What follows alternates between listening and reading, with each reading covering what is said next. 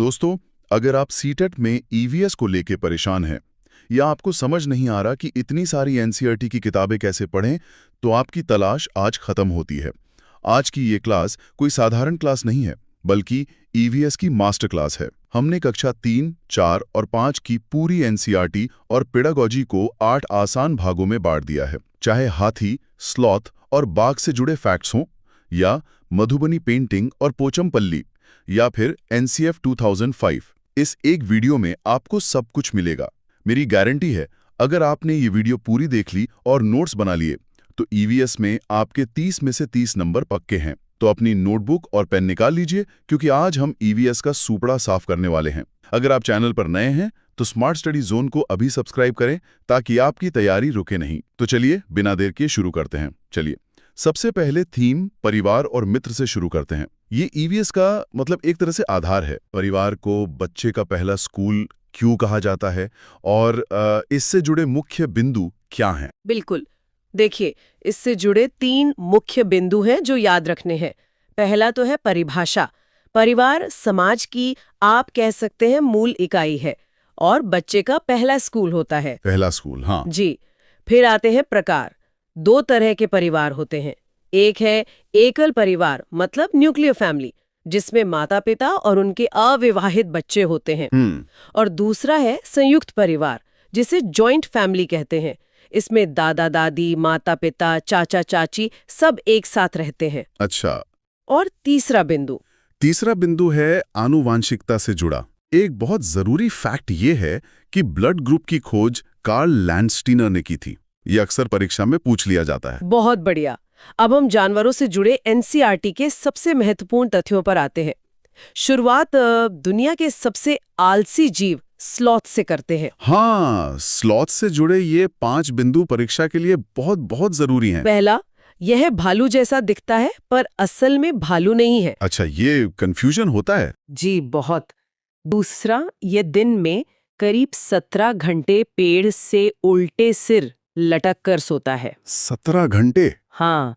और तीसरा, ये जिस पेड़ पर रहता है उसी के पत्ते खाता है, कहीं और नहीं जाता। ओके।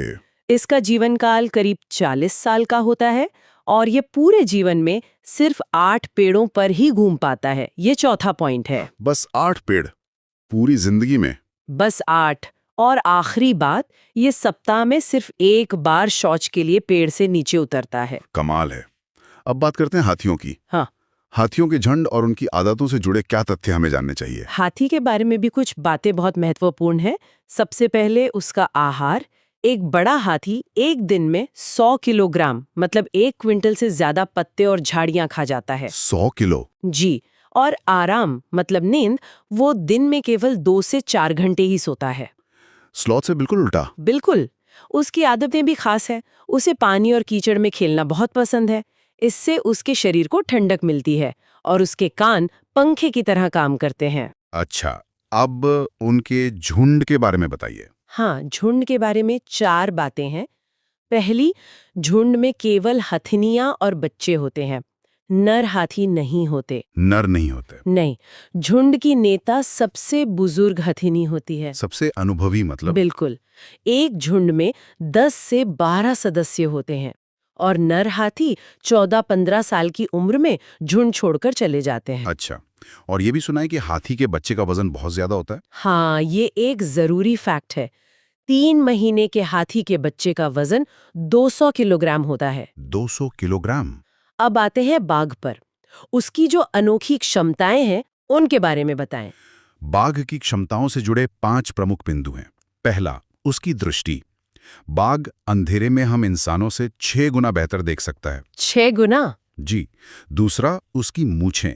ये बहुत संवेदनशील होती हैं। हवा में हुए कंपन को भांपकर शिकार का पता लगा लेती हैं। मतलब ये एक तरह का रेडार सिस्टम है, आप कह सकते हैं। तीसरा, उसका इलाका। वो अपने इलाके में मूत्र करके अपनी गंध छोड़ता है ताकि दूसरे बाघों को पता चल जाए। ओके। चौथा, उसकी दहाड़। बाघ की दहाड़ 3 किलोमीटर दूर तक सुनी जा सकती है। 3 किलोमीटर? हाँ। और पांचवा, उसके कान। वो आवाज इकट्ठा करने के लिए अपने कानों को अलग अलग दिशाओं में घुमा सकता है। बहुत खूब। अब कुछ और जानवरों जैसे लंगूर, मगरमच्छ और डॉल्फिन के बारे में थोड़ा संक्षिप्त में बताइए। हाँ, इनसे जुड़े मुख्य तथ्य हैं, जैसे लंगूर, वो जंगल में कोई मुसीबत, मान लीजिए शेर आ गया, तो एक खास आवाज निकालकर अपने साथियों को अलर्ट करता है। एक तरह का अलार्म सिस्टम। बिल्कुल। मगरमच्छ और छिपकली के कान छोटे छेद जैसे होते हैं जो आसानी से दिखते नहीं हैं, और छिपकलियां सर्दियों में लंबी नींद में चली जाती हैं। जिसे हाइबरनेशन कहते हैं। जी, सुप्तावस्था। और डॉल्फिन ये भी अलग अलग तरह की आवाजें निकालकर एक दूसरे से बात करती हैं। और ये भी याद रखना जरूरी है कि भारत का राष्ट्रीय जलीय जीव गांगेय डॉल्फिन है, जिसे सूसू भी कहते हैं। चलिए अब हम पक्षियों की दुनिया में चलते हैं। सबसे पहले उनकी नजर और घोंसलों के बारे में जानते हैं। पक्षियों की नजर इतनी तेज क्यों होती है? देखिए, पक्षियों की दृष्टि से जुड़े कुछ बिंदु महत्वपूर्ण हैं। ज्यादातर पक्षियों की आंखें सिर के दोनों तरफ होती हैं। हाँ। इससे फायदा ये है कि वे एक ही समय में दो अलग-अलग चीजों पर नजर रख सकते हैं। वाइड एंगल व्यू मतलब? बिल्कुल। लेकिन उनकी आंखों की पुतली घूम नहीं सकती, इसलिए वो पूरी गर्दन घुमाकर देखते हैं। अच्छा, इसीलिए वो अपनी गर्दन इतनी हिलाते हैं। जी। और चील, बाज और गिद्ध जैसे पक्षी जो शिकारी हैं, वो हमसे 4 गुना ज्यादा दूर तक देख सकते हैं। 4 गुना? इसका मतलब जो चीज हमें 2 मीटर से दिखती है, वो उन्हें 8 मीटर से दिख जाती है। बिल्कुल सही, यही हिसाब है। और अलग-अलग पक्षी अपने घोंसले कैसे बनाते हैं, ये एक बहुत ही पसंदीदा टॉपिक है एग्जाम्स का। हाँ, घोंसलों से जुड़े तथ्य सीधे पूछे जाते हैं। जैसे कलचिड़ी या इंडियन रॉबिन, वो पत्थरों के बीच खाली जगह में घोंसला बनाती है। ओके, कौवा पेड़ की सबसे ऊंची डाल पर अपना घोंसला बनाता है। सबसे ऊपर। हाँ, और कोयल बहुत चालाक है, वो अपना घोंसला बनाती ही नहीं, कौवे के घोंसले में अंडे दे देती है। अच्छा, और फाख्ता? फाख्ता यानी डव, वो कैक्टस के कांटों के बीच या मेहंदी की मेड़ में घोंसला बनाती है। गौरैया और कबूतर तो हमें पता ही है, घरों या खंडहरों में। हाँ, ये तो दिखते रहते हैं। एक होती है दर्जीन चिड़िया, टेलर बर्ड, वो पत्तों को सिलकर एक थैली जैसा घोंसला बनाती है। बहुत सुंदर होता है। सिलकर? वाह। जी। शक्करखोरा या सनबर्ड, वो डाली से लटकता हुआ घोंसला बनाता है। और सबसे मजेदार है वीवर पक्षी। इसमें नर वीवर पक्षी कई सारे घोंसले बनाते हैं और मादा आकर सबसे अच्छा घोंसला चुनती है और उसी में अंडे देती है। क्या बात है, ये तो स्वयंवर जैसा हो गया। हाँ, कुछ वैसा ही। अच्छा, उल्लू और मैना अपनी गर्दन के लिए क्यों जाने जाते हैं? उल्लू जो है, वो अपनी गर्दन को काफी हद तक, लगभग 270 डिग्री तक पीछे घुमा सकता है और उसकी आंखें इंसानों की तरह सामने होती है।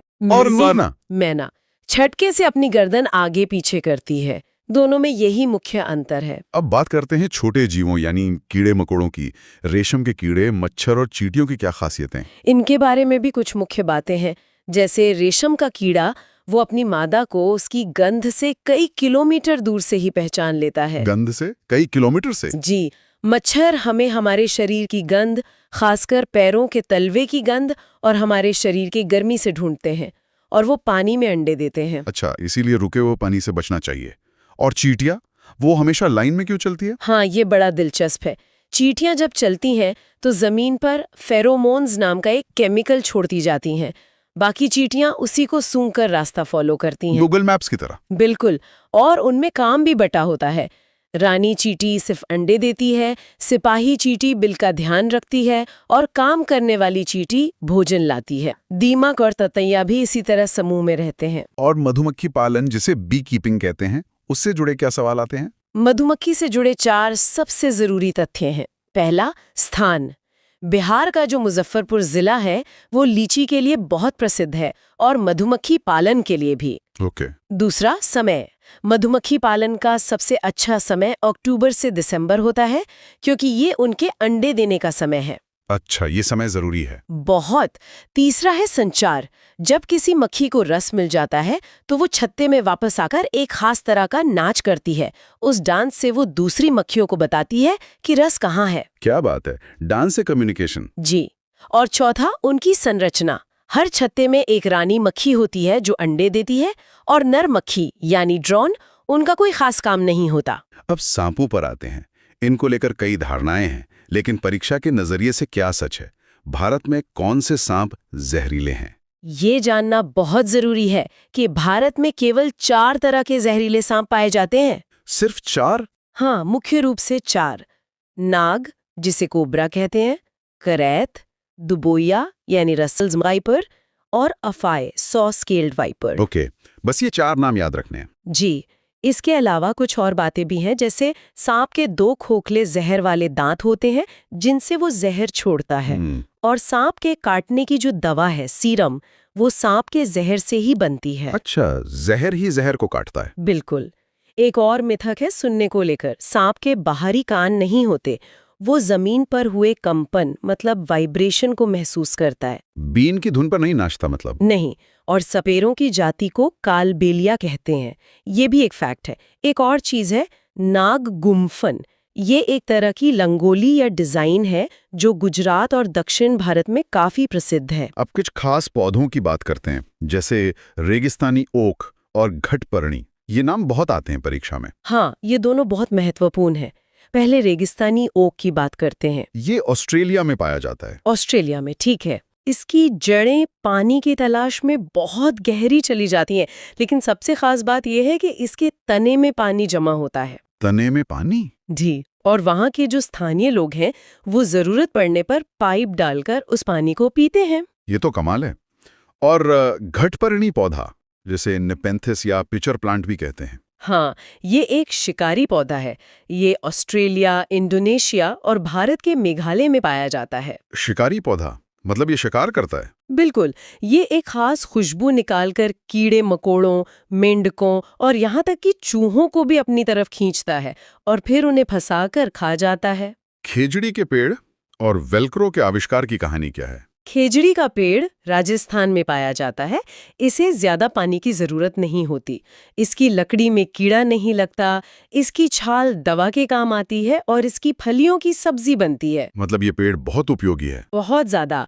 और वेल्क्रो का आविष्कार 1948 में जॉर्ज मेस्ट्रल ने किया था। उन्हें ये आइडिया तब आया जब उन्होंने कुछ बीजों को अपने कपड़ों और अपने कुत्ते के बालों पर चिपका हुआ देखा। उन बीजों में छोटे छोटे हुक थे। प्रकृति से प्रेरणा लेकर इतना बड़ा आविष्कार। सही बात है। चलिए आखिर में ये जानते हैं कि हम जो सब्जियां खाते हैं वो दुनिया के किस कोने से आई हैं। ये मैचिंग वाले प्रश्नों में बहुत आता है। हाँ, इसे आसानी से याद कर सकते हैं। दक्षिण अमेरिका से हमारे पास आए टमाटर, आलू और हरी मिर्च। टमाटर, आलू, हरी मिर्च दक्षिण अमेरिका से। जी। यूरोप से आए गोभी और मटर। गोभी मटर यूरोप से। अफ्रीका से आई भिंडी और कॉफी बीन्स। और भारत के अपने कौन कौन से हैं? भारत के अपने हैं बैगन, मूली, सेम, करेला, आम, संतरा, पालक, मेथी, ये सब यहीं के हैं। तो ये थी हमारी आज की ईवीएस मास्टर क्लास, जिसमें हमने परिवार से लेकर पौधों और सब्जियों तक के सभी महत्वपूर्ण एनसीईआरटी तथ्यों को कवर किया। हमने देखा कि कैसे हर जीव और पौधे ने अपने वातावरण के हिसाब से खुद को ढाला है। बिल्कुल। और जॉर्ज मेस्ट्रल की वेल्क्रो की कहानी हमें सिखाती है कि प्रकृति का अगर ध्यान से अवलोकन किया जाए तो कितने बड़े आविष्कार हो सकते हैं। आज के लिए हमारा विचारणीय प्रश्न भी इसी से जुड़ा है। जरूर। आज की इस चर्चा के बाद अपने आसपास की प्रकृति में ऐसा क्या है जिसे हम अक्सर नजरअंदाज कर देते हैं, लेकिन उसमें कोई बड़ा वैज्ञानिक सिद्धांत या समाधान छिपा हो सकता है। कभी सोचा है कि एक ही डिश, मान लीजिए मछली, कश्मीर में और गोवा में इतनी अलग क्यों लगती है? मसालों का फर्क तो होता ही है। हाँ, पर इसका राज सिर्फ मसालों में नहीं बल्कि उस तेल में है जिसमें उसे पकाया जाता है। एक जगह सरसों का तेल, दूसरी जगह नारियल का। ये छोटा सा फर्क हमें एक बहुत बड़े सवाल पर लाता है। हमारी प्लेट पर रखा खाना हमारे बारे में क्या कहता है? बिल्कुल। आज हम इसी सवाल का जवाब ढूंढने निकले हैं। हमारे पास जो स्रोत है वो हमें भारत के अलग अलग कोनों के स्वाद की यात्रा पर ले जाएंगे, पेट के अंदर पाचन के विज्ञान को समझाएंगे और ये भी बताएंगे कि कैसे हमारा खाना ही हमें बीमारियों से बचाता है और बीमार भी कर सकता है। तो चलिए इस जानकारी को परत दर परत खोलते हैं और समझते हैं कि हमारी थाली भूगोल, विज्ञान और संस्कृति का एक नक्शा कैसे है। बिल्कुल। और ये सोचना कितना मजेदार है कि खाना सिर्फ पेट भरने की चीज नहीं है, ये तो हमारी पहचान से जुड़ा है। ये सारे दस्तावेज यही दिखाते हैं कि कैसे किसी जगह की मिट्टी, वहाँ का मौसम और लोगों की परंपराएं, ये सब मिलकर एक ऐसा अनोखा स्वाद बनाती हैं जिसे हम घर का खाना या क्षेत्रीय भोजन कहते हैं। ये दरअसल हमारी जड़ों की कहानी है। तो इस कहानी की शुरुआत एक ऐसी जगह से करते हैं जो शायद किसी ने सोची भी न हो, पढ़ते हुए जो बात सबसे हैरान करने वाली लगी वो थी हांगकांग की एक डिश लिंग हु फिन।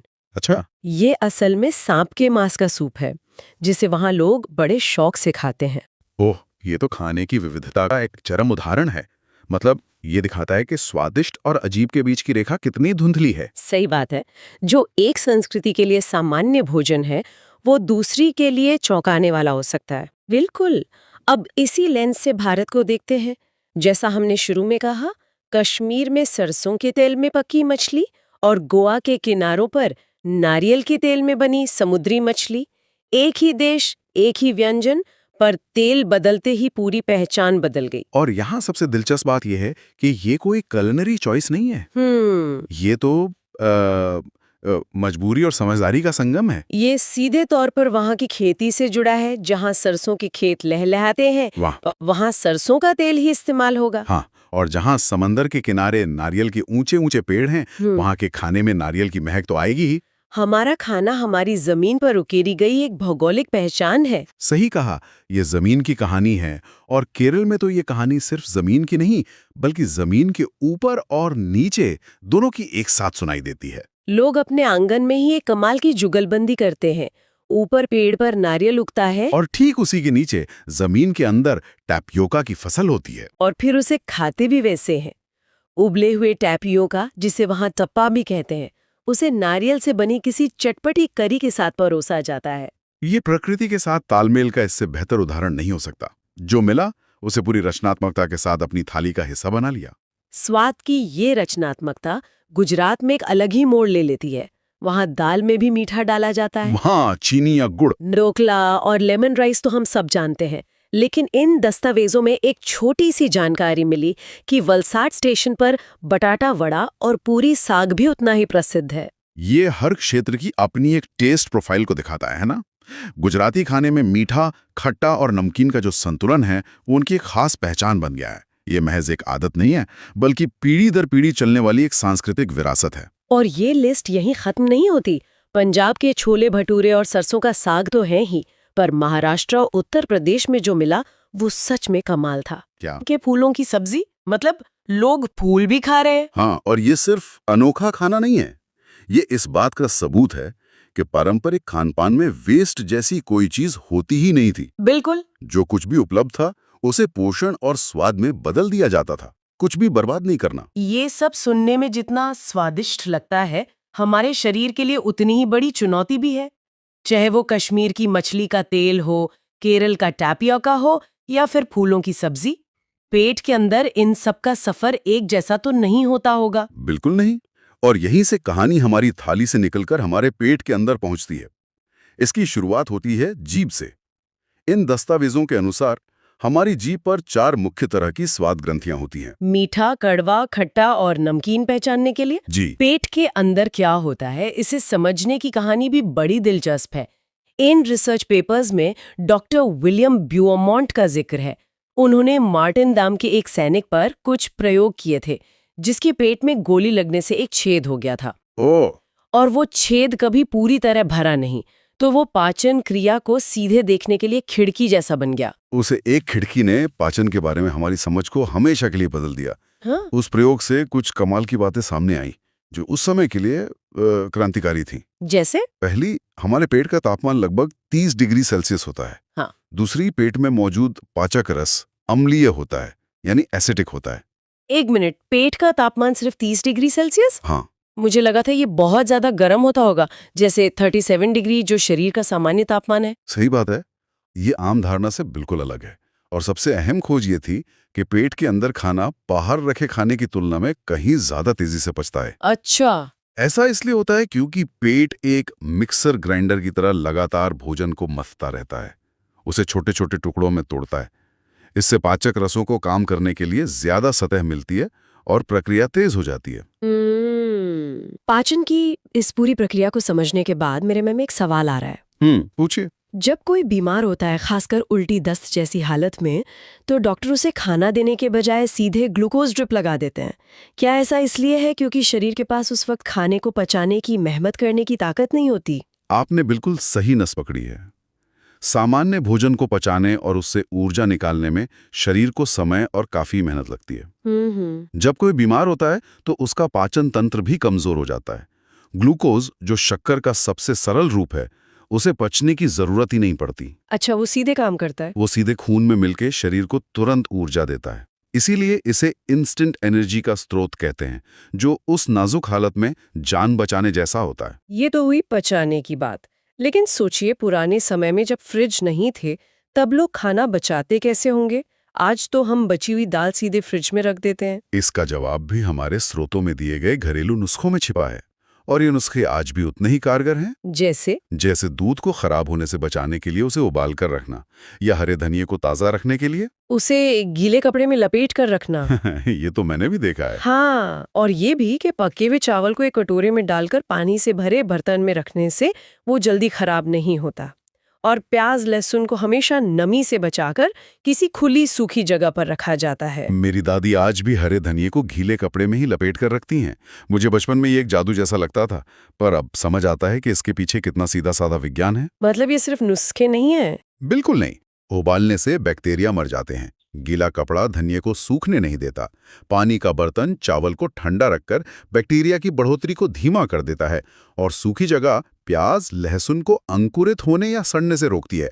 ये सारे तरीके असल में नमी, हवा और तापमान को नियंत्रित करने के विज्ञान पर आधारित हैं। संरक्षण का एक और बड़ा ही स्वादिष्ट उदाहरण मिला आंध्र प्रदेश के आत्रेयपुरम गांव से। वहां मामिडी त्वांड्रा यानी आम पापड़ बनाया जाता है। आम पापड़? अच्छा। और इसे बनाने की प्रक्रिया भी कमाल की है। इसमें पूरे 4 हफ्ते लगते हैं। 4 हफ्ते? हाँ।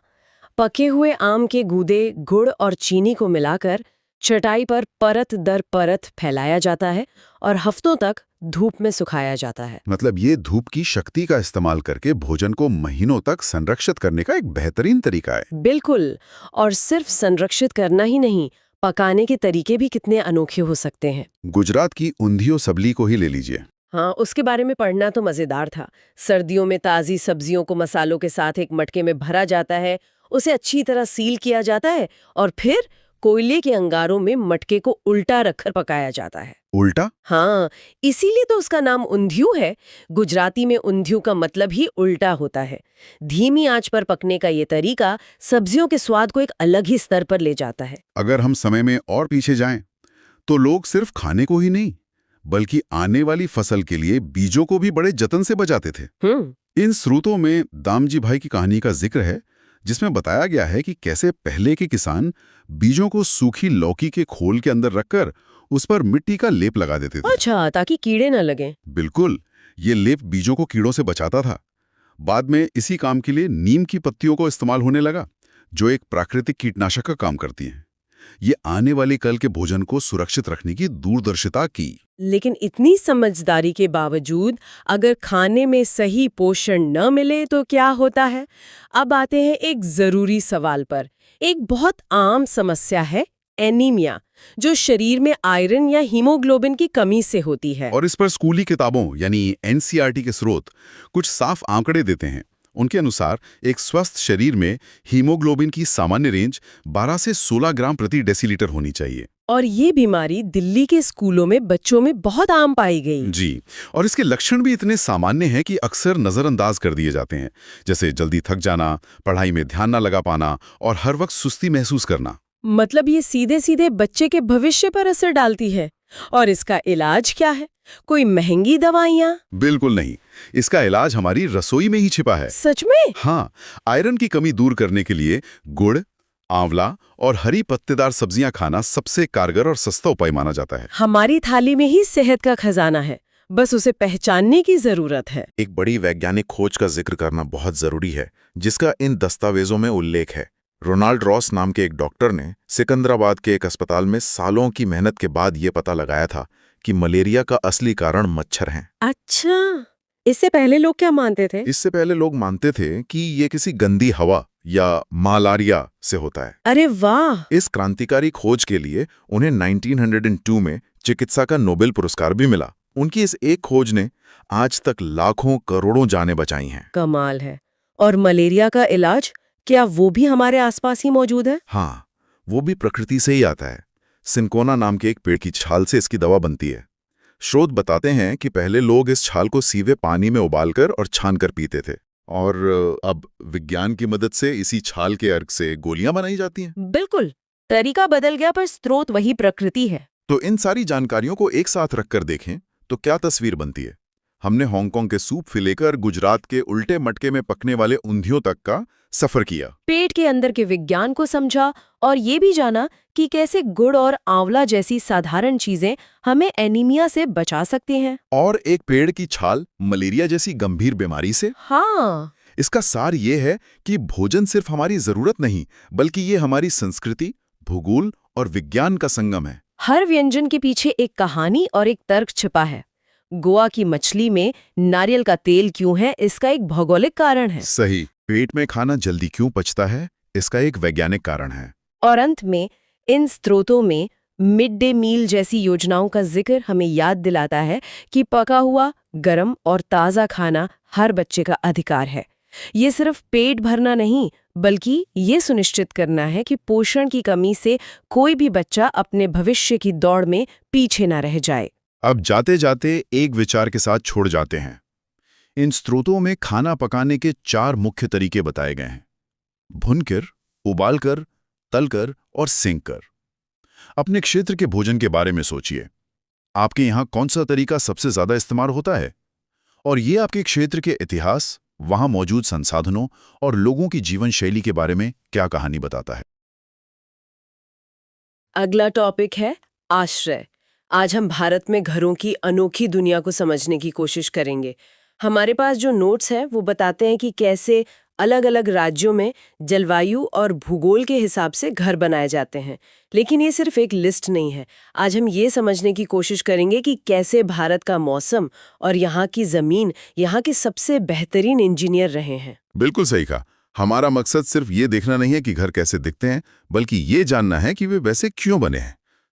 असम के बांस के ऊंचे घरों से लेकर लद्दाख के पत्थर के घरों तक हर डिजाइन के पीछे सदियों का अनुभव और प्रकृति के साथ तालमेल बिठाने की एक गहरी समझ छुपी है।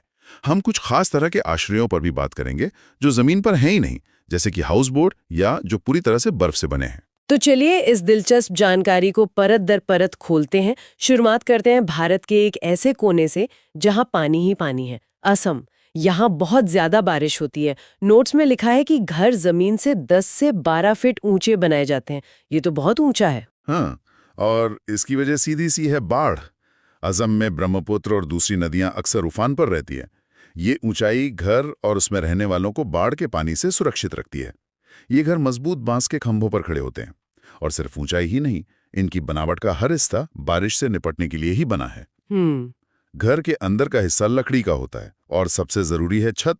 छतें ढालू होती हैं ना, ताकि पानी रुके नहीं और बह जाए। एकदम सही।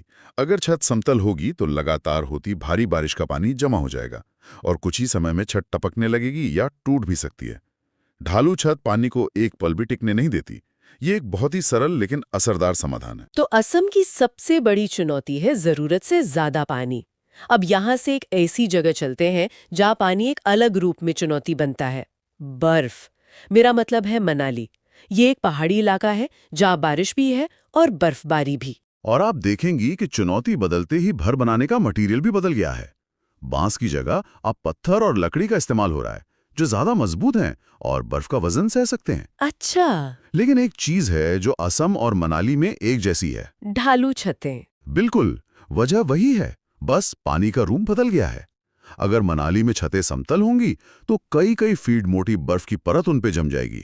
इतने वजन से किसी भी छत का टूटना तय है। ढालू छत पर बर्फ फिसल कर नीचे गिर जाती है।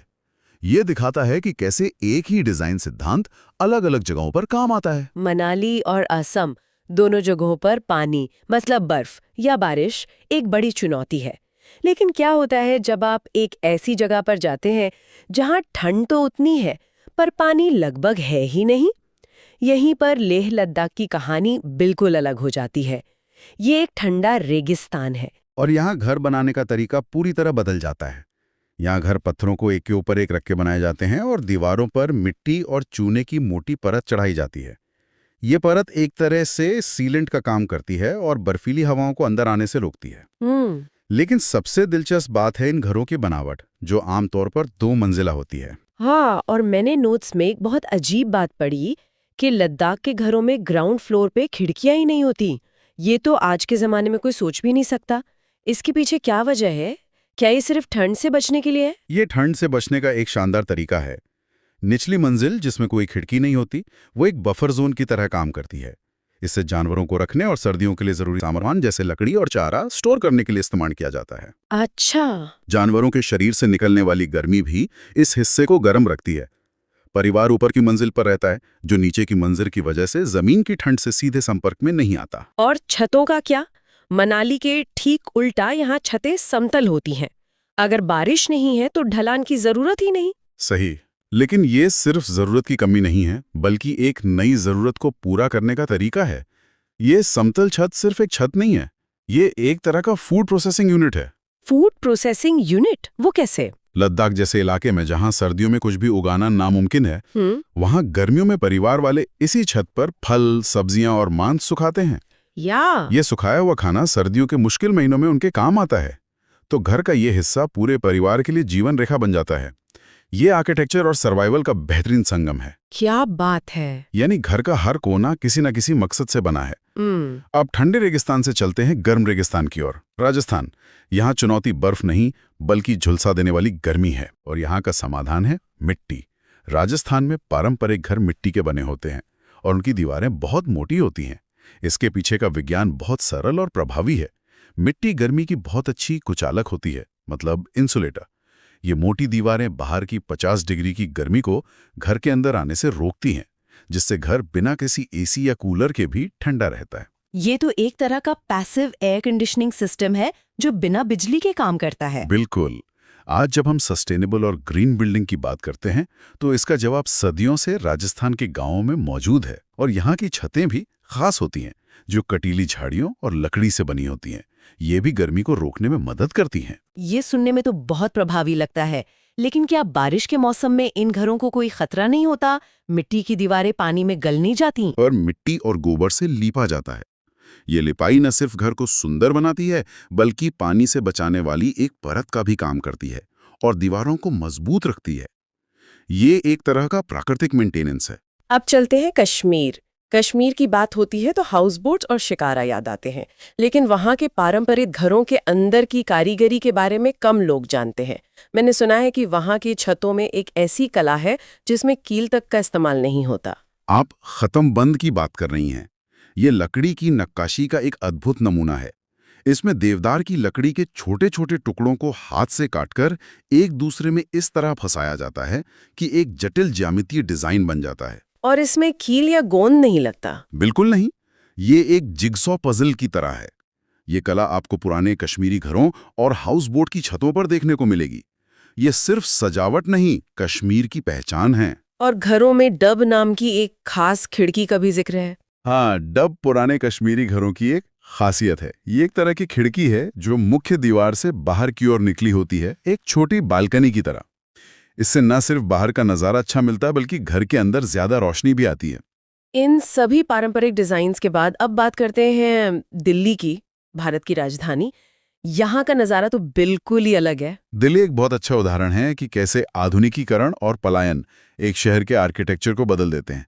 एक तरफ आपको लुटियंस दिल्ली के बड़े बड़े बंगले और ऊंची ऊंची बहुमंजिला इमारतें दिखेंगी, तो दूसरी तरफ काम की तलाश में गांव से आए लोगों की झुग्गी बस्तियां भी हैं। सही है। दिल्ली का शहरी परिदृश्य भारत के जटिल आर्थिक और सामाजिक ताने बाने को दिखाता है, जहां हर तरह के आश्रय एक साथ मौजूद हैं। ये तो हुए जमीन पर बने घर। अब कुछ ऐसे आश्रयों की बात करते हैं जो बहुत ही खास हैं, जैसे हाउस बोट जो पानी पर तैरती है। हाउस बोट का नाम सुनते ही श्रीनगर की डल झील का ख्याल आता है। हालांकि ये केरल के बैक वाटर्स में भी पाई जाती हैं। अच्छा। कश्मीर की हाउस बोट तो देवदार की लकड़ी से बनी होती हैं और 80 फीट तक लंबी और 8-9 फीट चौड़ी हो सकती हैं। अच्छा। ये तैरते हुए होटल की तरह हैं, जिनमें घर जैसी सारी सुविधाएं होती हैं और पर्यटक इनमें रहना बहुत पसंद करते हैं। मैंने डूंगा नाम की एक और नाव के बारे में पढ़ा है। यह भी कश्मीर की झीलों में पाई जाती है। ये हाउस बोट से कैसे अलग है? मुख्य अंतर इनके इस्तेमाल का है। हाउस बोट ज्यादातर पर्यटकों के लिए होती हैं, एक तरह का लग्जरी अनुभव। वहीं डोंगा में स्थानीय कश्मीरी परिवार रहते हैं। ये उनका चलता फिरता घर है, जिसमें अलग अलग कमरे भी होते हैं। मतलब ये एक स्थानीय घर है जो पानी पर है? बिल्कुल, ये कश्मीर के स्थानीय जीवन का एक अभिन्न अंग है, जबकि हाउस बोट पर्यटन का। अब पानी से निकलकर वापस लद्दाख के ऊंचे पहाड़ों पर चलते हैं, लेकिन इस बार एक घुमंतू जनजाति के घर को देखने, चंगपा जनजाति। इनकी आबादी सिर्फ 5000 के करीब है और ये अपनी मशहूर पश्मीना बकरियों के साथ घूमते रहते हैं। और क्योंकि ये घुमंतू हैं, इनका घर भी स्थायी नहीं हो सकता। इन्हें एक ऐसा घर चाहिए जिसे आसानी से पैक करके एक जगह से दूसरी जगह ले जाया जा सके, और यही आता है इनका खास तिकोना टेंट, जिसे रेबो कहते हैं। ये टेंट किस चीज से बनता है? यह याक के बालों से बुनी गई पट्टियों से बनता है। याक के बाल? हाँ, याक के बाल बेहद मजबूत, गर्म और वाटरप्रूफ होते हैं। ये पट्टियां बर्फीली हवाओं को अंदर आने से रोकती हैं और टेंट को गर्म रखती हैं। एक और खास बात यह है कि टेंट लगाने से पहले ये लोग जमीन में 2 फीट गहरा गड्ढा खोदते हैं। ऐसा क्यों? इससे उन्हें थोड़ी और ऊंचाई मिल जाती है और वे जमीन से सीधे आने वाली ठंड से भी बच जाते हैं। और इन टेंट्स के पास ही भेड़ बकरियों के लिए भी एक जगह होती है जिसे लेखा कहते हैं। हाँ, लेखा पत्थरों की दीवारों से बनी एक बाड़े जैसी जगह होती है। हर परिवार अपनी भेड़ बकरियों को अपनी लेखा में रखता है। ये उनकी सबसे बड़ी संपत्ति है, इसलिए उसकी सुरक्षा बहुत जरूरी है। एक घर जो लकड़ी और पत्थर से नहीं बल्कि पूरी तरह बर्फ से बना है, इग्लू। ये सुनने में ही अजीब लगता है कि बर्फ का घर आपको बर्फ से कैसे बचा सकता है। ये काम कैसे करता है? यह प्रकृति के भौतिकी का एक बेहतरीन उदाहरण है। इग्लू बर्फ के मजबूत दबे हुए ब्लॉकों से बनता है। इसका राज बर्फ के क्रिस्टल्स के बीच फंसी हुई हवा में है। फंसी हुई हवा? हाँ, यह हवा एक बेहतरीन इंसुलेटर का काम करती है। सोचिए, यह ठीक वैसा ही है जैसे हम सर्दियों में एक मोटा स्वेटर पहनने के बजाय 2 पतले स्वेटर पहनते हैं। अच्छा। दोनों के बीच फंसी हवा की परत हमें ज्यादा गर्म रखती है। इग्लू भी यही सिद्धांत इस्तेमाल करता है। तो मतलब शरीर की गर्मी या अंदर जल रहे एक छोटे से दिए की गर्मी इग्लू के अंदर ही कैद हो जाती है और बाहर नहीं निकल पाती। बिल्कुल। इसीलिए बाहर का तापमान अगर -40 डिग्री आए तो इग्लू के अंदर का तापमान सिर्फ इंसानी गर्मी से ही 0 से 10 डिग्री तक पहुंच सकता है। इसका प्रवेश द्वार भी बहुत छोटा और सुरंग जैसा होता है, ताकि ठंडी हवा सीधे अंदर ना आए। तो हाँ, बर्फ का घर ही बर्फ से बचाता है। ये सब जानना अद्भुत है। घर बनाना एक बात है, लेकिन इन पारंपरिक घरों को सालों साल चलाना और उनका रखरखाव करना दूसरी बात होगी। जैसे हमने राजस्थान की मिट्टी के घरों की बात की थी, जहां गोबर से लिपाई होती है। और ये सिर्फ एक परंपरा नहीं है, इसके पीछे विज्ञान है। रिसर्च बताती है कि गाय के गोबर में एंटीबैक्टीरियल गुण होते हैं और इसकी गंध से कीड़े मकोड़े दूर रहते हैं। तो ये एक तरह का प्राकृतिक और मुफ्त का कीटनाशक है। हाँ, जो फर्श को मजबूत भी बनाता है। इसी तरह लकड़ी को दीमक से बचाने के लिए भी कुछ खास तरीके अपनाए जाते होंगे। जरूर।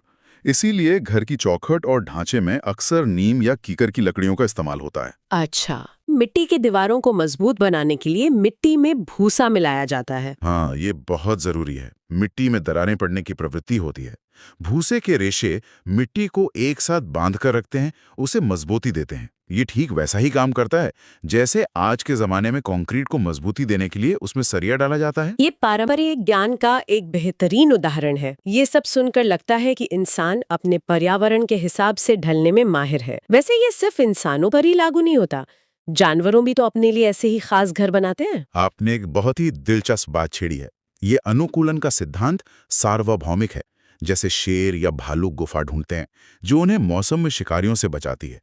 दीमक मिट्टी और अपनी लार से विशाल बाम भी बना लेती हैं, जिसमें तापमान और नमी को नियंत्रित करने की अद्भुत व्यवस्था होती है।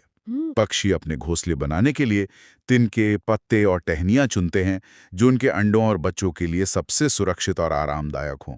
सही है, हर जीव अपनी जरूरत के हिसाब से एक इंजीनियर है। बिल्कुल। तो इन सभी जानकारियों का क्या मतलब निकलता है? साफ है कि हमारे घर सिर्फ ईंट पत्थर का ढांचा नहीं है, बल्कि ये हमारी जलवायु, जरूरतों और उस जगह पर उपलब्ध संसाधनों का एक सीधा प्रतिबिंब है। अगर हम इसे बड़े पैमाने पर देखें तो यह पारंपरिक वास्तुकला की बुद्धिमत्ता को दिखाता है। हर घर अपने पर्यावरण के साथ पूरी तरह से तालमेल में है, चाहे वो राजस्थान की गर्मी से बचाने वाली मोटी मिट्टी की दीवारें हों या मनाली में बर्फ को गिराने वाली ढलान वाली छत। सही। ये डिजाइन किसी एक आर्किटेक्ट ने नहीं, बल्कि पीढ़ियों के सामूहिक अनुभव और समझ ने विकसित किए हैं। यह हमें सोचने पर मजबूर करता है। जैसे जैसे आधुनिक सीमेंट और शीशे के घर हर जगह एक जैसे बनते जा रहे हैं, क्या हम पर्यावरण के अनुकूल घर बनाने की इस पारंपरिक और स्थानीय समझ को कहीं पीछे छोड़ रहे हैं? एक ही डिजाइन का घर दिल्ली की गर्मी और लद्दाख की सर्दी दोनों में कैसे आरामदायक हो सकता है? और यही आज का सबसे बड़ा सवाल है। ये हमें एक जरूरी मुद्दे पर सोचने के लिए छोड़ जाता है। भविष्य के सस्टेनेबल और पर्यावरण अनुकूल घरों के लिए हम इन पुराने और समय के साथ परखे हुए तरीकों से क्या सबक सीख सकते हैं? शायद जवाब आगे देखने में नहीं, बल्कि अपनी जड़ों की ओर वापस देखने में छिपा है। अगला टॉपिक है यात्रा। आज हम यात्रा से जुड़े कई महत्वपूर्ण पहलुओं पर बात करेंगे जी। और ये सारे पॉइंट्स, मतलब जो भी हम डिस्कस करेंगे, वो सीटेट जैसे कॉम्पिटिटिव एग्जाम्स के लिए बहुत जरूरी हैं। बिल्कुल। हमारे पास जो नोट्स हैं उनमें अंतरिक्ष यात्रा है, पर्वतारोहण है, रेलवे टिकट की जानकारी, गाड़ियां और ईंधन भी है। हाँ, और ऐतिहासिक किले, नक्शे, मतलब काफी कुछ है। तो चलिए इसे समझना शुरू करते हैं। जरूर। तो सबसे पहले बात करते हैं अंतरिक्ष के सफर की। हमारे नोट्स में 2 अंतरिक्ष यात्रियों का जिक्र है। पहली है सुनीता विलियम्स। सुनीता विलियम्स। ये भारतीय मूल की दूसरी महिला अंतरिक्ष यात्री थी और इनके नाम एक रिकॉर्ड भी था, अंतरिक्ष में सबसे लंबे समय तक रहने का। हाँ, 6 महीने से भी ज्यादा, जो उस समय एक बहुत बड़ा रिकॉर्ड था। और कहते हैं कि वो कल्पना चावला के अधूरे सपने को पूरा करने गई थी। जी। और एनसीईआरटी के हिसाब से देखें तो अंतरिक्ष के उनके अनुभव जानना बहुत जरूरी है। ये सीधे सीधे एग्जाम में पूछे जाते हैं। जैसे अंतरिक्ष में गुरुत्वाकर्षण नहीं होता, मतलब खिंचाव बल 0। तो इसका मतलब है कि वहां एक जगह टिक कर नहीं बैठ सकते? बिल्कुल नहीं, हर समय तैरते रहते हैं। एक जगह से दूसरी जगह भी तैर कर ही जाना होता है। अच्छा, और पानी का क्या? पानी भी वो बुलबुलों की तरह, मतलब ब्लॉब्स की तरह उड़ता रहता है। तो फिर चेहरा कैसे धोते होंगे? उन्होंने बताया था कि बुलबुले पकड़कर कपड़ा गीला करना पड़ता था, फिर उस कपड़े से चेहरा साफ करते थे। ये तो काफी मुश्किल लगता है। और बालों वाली बात भी बड़ी मजेदार है। हाँ, कि कंघी करने की जरूरत ही नहीं पड़ती। क्यों? क्योंकि गुरुत्वाकर्षण नहीं है तो बाल हमेशा खड़े रहते हैं अपने आप। वाह। अच्छा, दूसरा नाम है नील आर्मस्ट्रॉन्ग का। ये चांद पर उतरने वाले दुनिया के पहले व्यक्ति थे। जी, 1969 में। और एक बड़ा दिलचस्प फैक्ट है कि जब सुनीता विलियम्स 5 साल की थी, तब उन्होंने नील आर्मस्ट्रॉन्ग की तस्वीर देखी थी। हाँ, चांद पर उतरते हुए। शायद वहीं से उन्हें प्रेरणा मिली हो सकता है। अच्छा, ग्लोब और पृथ्वी से जुड़े भी कुछ पॉइंट्स हैं। जैसे कि पृथ्वी पूरी तरह गोल नहीं है, संतरे जैसी है। हाँ, मतलब ध्रुवों पर थोड़ी चपटी। और एक और कॉन्सेप्ट है कि पृथ्वी पर ऊपर नीचे कुछ नहीं होता। ये थोड़ा समझाइए। मतलब सब कुछ सापेक्ष है, रिलेटिव है। जैसे अगर हम ग्लोब पर भारत को देखें तो हमारे ठीक दूसरी तरफ अर्जेंटीना के लोग हैं। तो वो हमारे हिसाब से उल्टे खड़े हुए। हाँ, और उनके हिसाब से हम उल्टे खड़े हैं। असल में कोई भी उल्टा नहीं है। ये सब गुरुत्वाकर्षण की वजह से है। समझ गया। चलिए अंतरिक्ष से अब पहाड़ों की ऊंचाई पर चलते हैं, पर्वतारोहण। और यहाँ मुख्य फोकस है बछेंद्री पाल पर। माउंट एवरेस्ट पर चढ़ने वाली पहली भारतीय महिला और दुनिया की 5वीं महिला। वो उत्तराखंड के गढ़वाल के नाकुरी गांव से थी ना? जी बिल्कुल। और उनकी गाइड का नाम था ब्रिगेडियर ज्ञान सिंह। उन्होंने ट्रेनिंग कहाँ से ली थी? Nehru institute of mountaineering, Uttarkashi से। और वो तारीख और समय बहुत महत्वपूर्ण है। हाँ, बहुत। 23 मई 1984 दोपहर 1:07 पर, जब उन्होंने एवरेस्ट की चोटी पर कदम रखा। जी, और वहां उन्होंने तिरंगा फहराया और करीब 43 मिनट बिताए। 43 मिनट, ये तो काफी समय है। बिल्कुल। अच्छा, अब जरा माउंट एवरेस्ट के बारे में कुछ तथ्य देख लेते हैं। ये दुनिया की सबसे ऊंची चोटी है। नेपाल में इसे सागरमाथा कहते हैं। इसकी ऊंचाई लगभग 8,848 मीटर है। हाँ, लेकिन एनसीईआरटी की किताबों में इसे 8,900 मीटर के करीब बताया गया है। ये अंतर क्यों है? शायद राउंड ऑफ किया गया हो या मापने के अलग-अलग तरीकों की वजह से। एग्जाम में दोनों याद रखने चाहिए। ठीक है। पर्वतारोहण में टीम वर्क बहुत जरूरी होता होगा। ग्रुप लीडर की क्या जिम्मेदारियां होती हैं? बहुत सारी, जैसे दूसरों का सामान उठाने में मदद करना। जो थक गए हैं उनका? हाँ, और ग्रुप के आगे बढ़ने पर ही खुद आगे बढ़ना। मतलब हमेशा पीछे रहना ताकि कोई छूट ना जाए। अच्छा। और जो चल ना पाए उसे सहारा देना, बीमार साथी का ध्यान रखना, ये सब लीडर के काम है। और इसके लिए कुछ खास उपकरण भी लगते होंगे? हाँ बिल्कुल, जैसे स्लिंग, पिटॉन, हंटर शूज। और स्लीपिंग बैग? जी, स्लीपिंग बैग जिसमें गर्मी के लिए पंख भरे होते हैं। और ठंड से बचने और ताकत के लिए? कुछ खाने को भी दिया जाता है? हाँ, विटामिन सी और आयरन की गोलियां दी जाती हैं। ये बहुत जरूरी है। ठीक है, तो चलिए पहाड़ों से उतरकर अब जमीनी यात्रा पर आते हैं। Railway ticket. एक आरक्षित रेल टिकट पर क्या-क्या जानकारी होती है? ये सवाल अक्सर आता है। हाँ, इसमें सबसे पहले तो ट्रेन का नंबर होता है, सफर शुरू होने की तारीख, बर्थ और डिब्बे का नंबर, किराया और दूरी किलोमीटर में। ये सब तो ठीक है, लेकिन एक चीज है जो कंफ्यूज करती है, यात्री का नाम। हाँ, ये बहुत जरूरी पॉइंट है। यात्रियों का नाम टिकट के ऊपर प्रिंट नहीं होता, तो वो कहाँ होता है? वो पीएनआर से लिंक होता है। इसलिए परीक्षा के विकल्पों में अगर यात्री का नाम हो तो उसे अक्सर नहीं माना जाता है। अच्छा, ये ध्यान रखने वाली बात है। बिल्कुल। चलिए, यात्रा गाड़ियों और ईंधन के बिना तो अधूरी हैं। अब बात करते हैं पेट्रोलियम की। काला सोना, हाँ, जमीन के नीचे से निकलने वाला गहरा, गाढ़ा और बदबूदार कच्चा तेल, जिसे साफ करने के लिए रिफाइनरी भेजा जाता है। और इसी से हमें kerosene, diesel, petrol, engine oil. हवाई जहाज का ईंधन, एलपीजी गैस, मोम, कोलतार और ग्रीस, सब कुछ मिलता है। लिस्ट तो बहुत लंबी है। हाँ, पर एक आम गलती जो लोग करते हैं, क्या? वो कोयले को पेट्रोलियम का हिस्सा मान लेते हैं। तो कोयला पेट्रोलियम से नहीं बनता? नहीं, बिल्कुल नहीं। कोयला एक अलग खनिज है। दोनों जीवाश्म ईंधन है, पर बनते अलग अलग चीजों से हैं। ठीक है। और ईंधन है तो प्रदूषण भी है। बिल्कुल। गाड़ियों की धुएं से खांसी और फेफड़ों की बीमारी होती है, और हॉर्न के शोर से बहरापन हो सकता है, मानसिक तनाव भी होता है। इसीलिए अब सीएनजी पर जोर दिया जा रहा है। जी, सीएनजी यानी कंप्रेस्ड नेचुरल गैस। ये एक साफ ईंधन है, इससे धुआं बहुत कम होता है। समझ गया। अच्छा, अब चलते हैं एक ऐतिहासिक सफर पर। गोलकोंडा किला, हैदराबाद, तेलंगाना में। यहाँ 1518 से 1687 तक कुतुबशाही सुल्तानों ने राज किया था। और इस किले की बनावट और सुरक्षा व्यवस्था मतलब कमाल की थी। किले की बाहरी दीवार में 87 बुर्ज हैं। ये बुर्ज क्या होते हैं? बुर्ज मतलब बेस्टियंस। ये दीवार से भी ऊंचे बनाए गए थे। क्यों? ताकि दूर तक निगरानी रखी जा सके, दुश्मन को दूर से ही देखा जा सके। और किले में कांसे की बड़ी तोपें भी थीं। हाँ, कहते हैं कि औरंगजेब अपनी पूरी फौज के साथ आया था, लेकिन 8 महीने तक किले को जीत नहीं पाया। जी नहीं जीत पाया। वजह थी किले की मजबूत दीवारें और उसके चारों तरफ की गहरी खाई। और किले की छत पर पानी पहुंचाने का भी कोई खास इंतजाम था? बहुत बेहतरीन, जिससे फव्वारे भी चलते थे। उस जमाने में ये इंजीनियरिंग का एक अद्भुत नमूना था। वाकई। अच्छा, अब हमारे आज के आखिरी टॉपिक पर आते हैं, नक्शे और दिशाएं। मैपिंग। भारत के तटीय राज्यों के बारे में जानना बहुत जरूरी है। बिल्कुल। तो अरब सागर जो पश्चिम में है, उसके किनारे कौन से राज्य हैं? गुजरात, महाराष्ट्र, गोवा, कर्नाटक, केरल। सही। और पूर्व में बंगाल की खाड़ी के किनारे? पश्चिम बंगाल, ओडिशा, आंध्र प्रदेश और तमिलनाडु। एकदम सही। और इन सबको याद रखने के लिए दिशाओं का ज्ञान बहुत अहम है।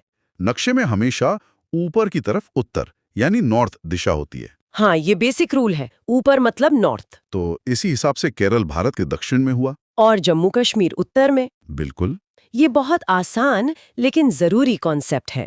तो आज की चर्चा में हमने यात्रा के अलग अलग रूप देखे, अंतरिक्ष से लेकर पहाड़ तक और ट्रेन से लेकर ऐतिहासिक किलों तक। हर यात्रा हमें कुछ नया सिखाती है। बिल्कुल। और ये सारे तथ्य सिर्फ परीक्षा के लिए नहीं है, ये हमें अपने देश और दुनिया को बेहतर तरीके से समझने में भी मदद करते हैं। आज की इस चर्चा के बाद एक सवाल सोचने के लिए छोड़ जाते हैं। अगर गोलकोंडा किले की डिजाइन और सुरक्षा के सिद्धांत जैसे ऊंचे बुर्ज से निगरानी, गहरी खाई से सुरक्षा और पानी की आत्मनिर्भरता, अगर ये आज के दौर में किसी बड़ी इमारत या शहर की प्लानिंग में इस्तेमाल किए जाएं, तो वे कितने कारगर साबित हो सकते हैं। हाँ, हमारी आज की चुनौतियों के लिए वो कितने रेलेवेंट हो सकते हैं। अगला टॉपिक है जल। पानी। शायद दुनिया की सबसे आम चीज और शायद सबसे असाधारण भी। आज हम पानी की एक अलग ही दुनिया में उतरने वाले हैं। हम अक्सर सोचते हैं कि पानी की कमी का हल किसी नई तकनीक या शायद किसी बड़े डैम में छुपा है। हाँ, यही लगता है। लेकिन क्या हो अगर इसका जवाब हमारे इतिहास में, हमारे ही पुरखों की समझदारी में छुपा हो? ये एक बहुत बड़ा सवाल है और इसी सवाल का जवाब ढूंढने के लिए आज हम एक सफर पे चलेंगे। कहाँ से शुरू करें? हम देखेंगे कि हजारों साल पहले भारत में पानी को कैसे सहेजा जाता था।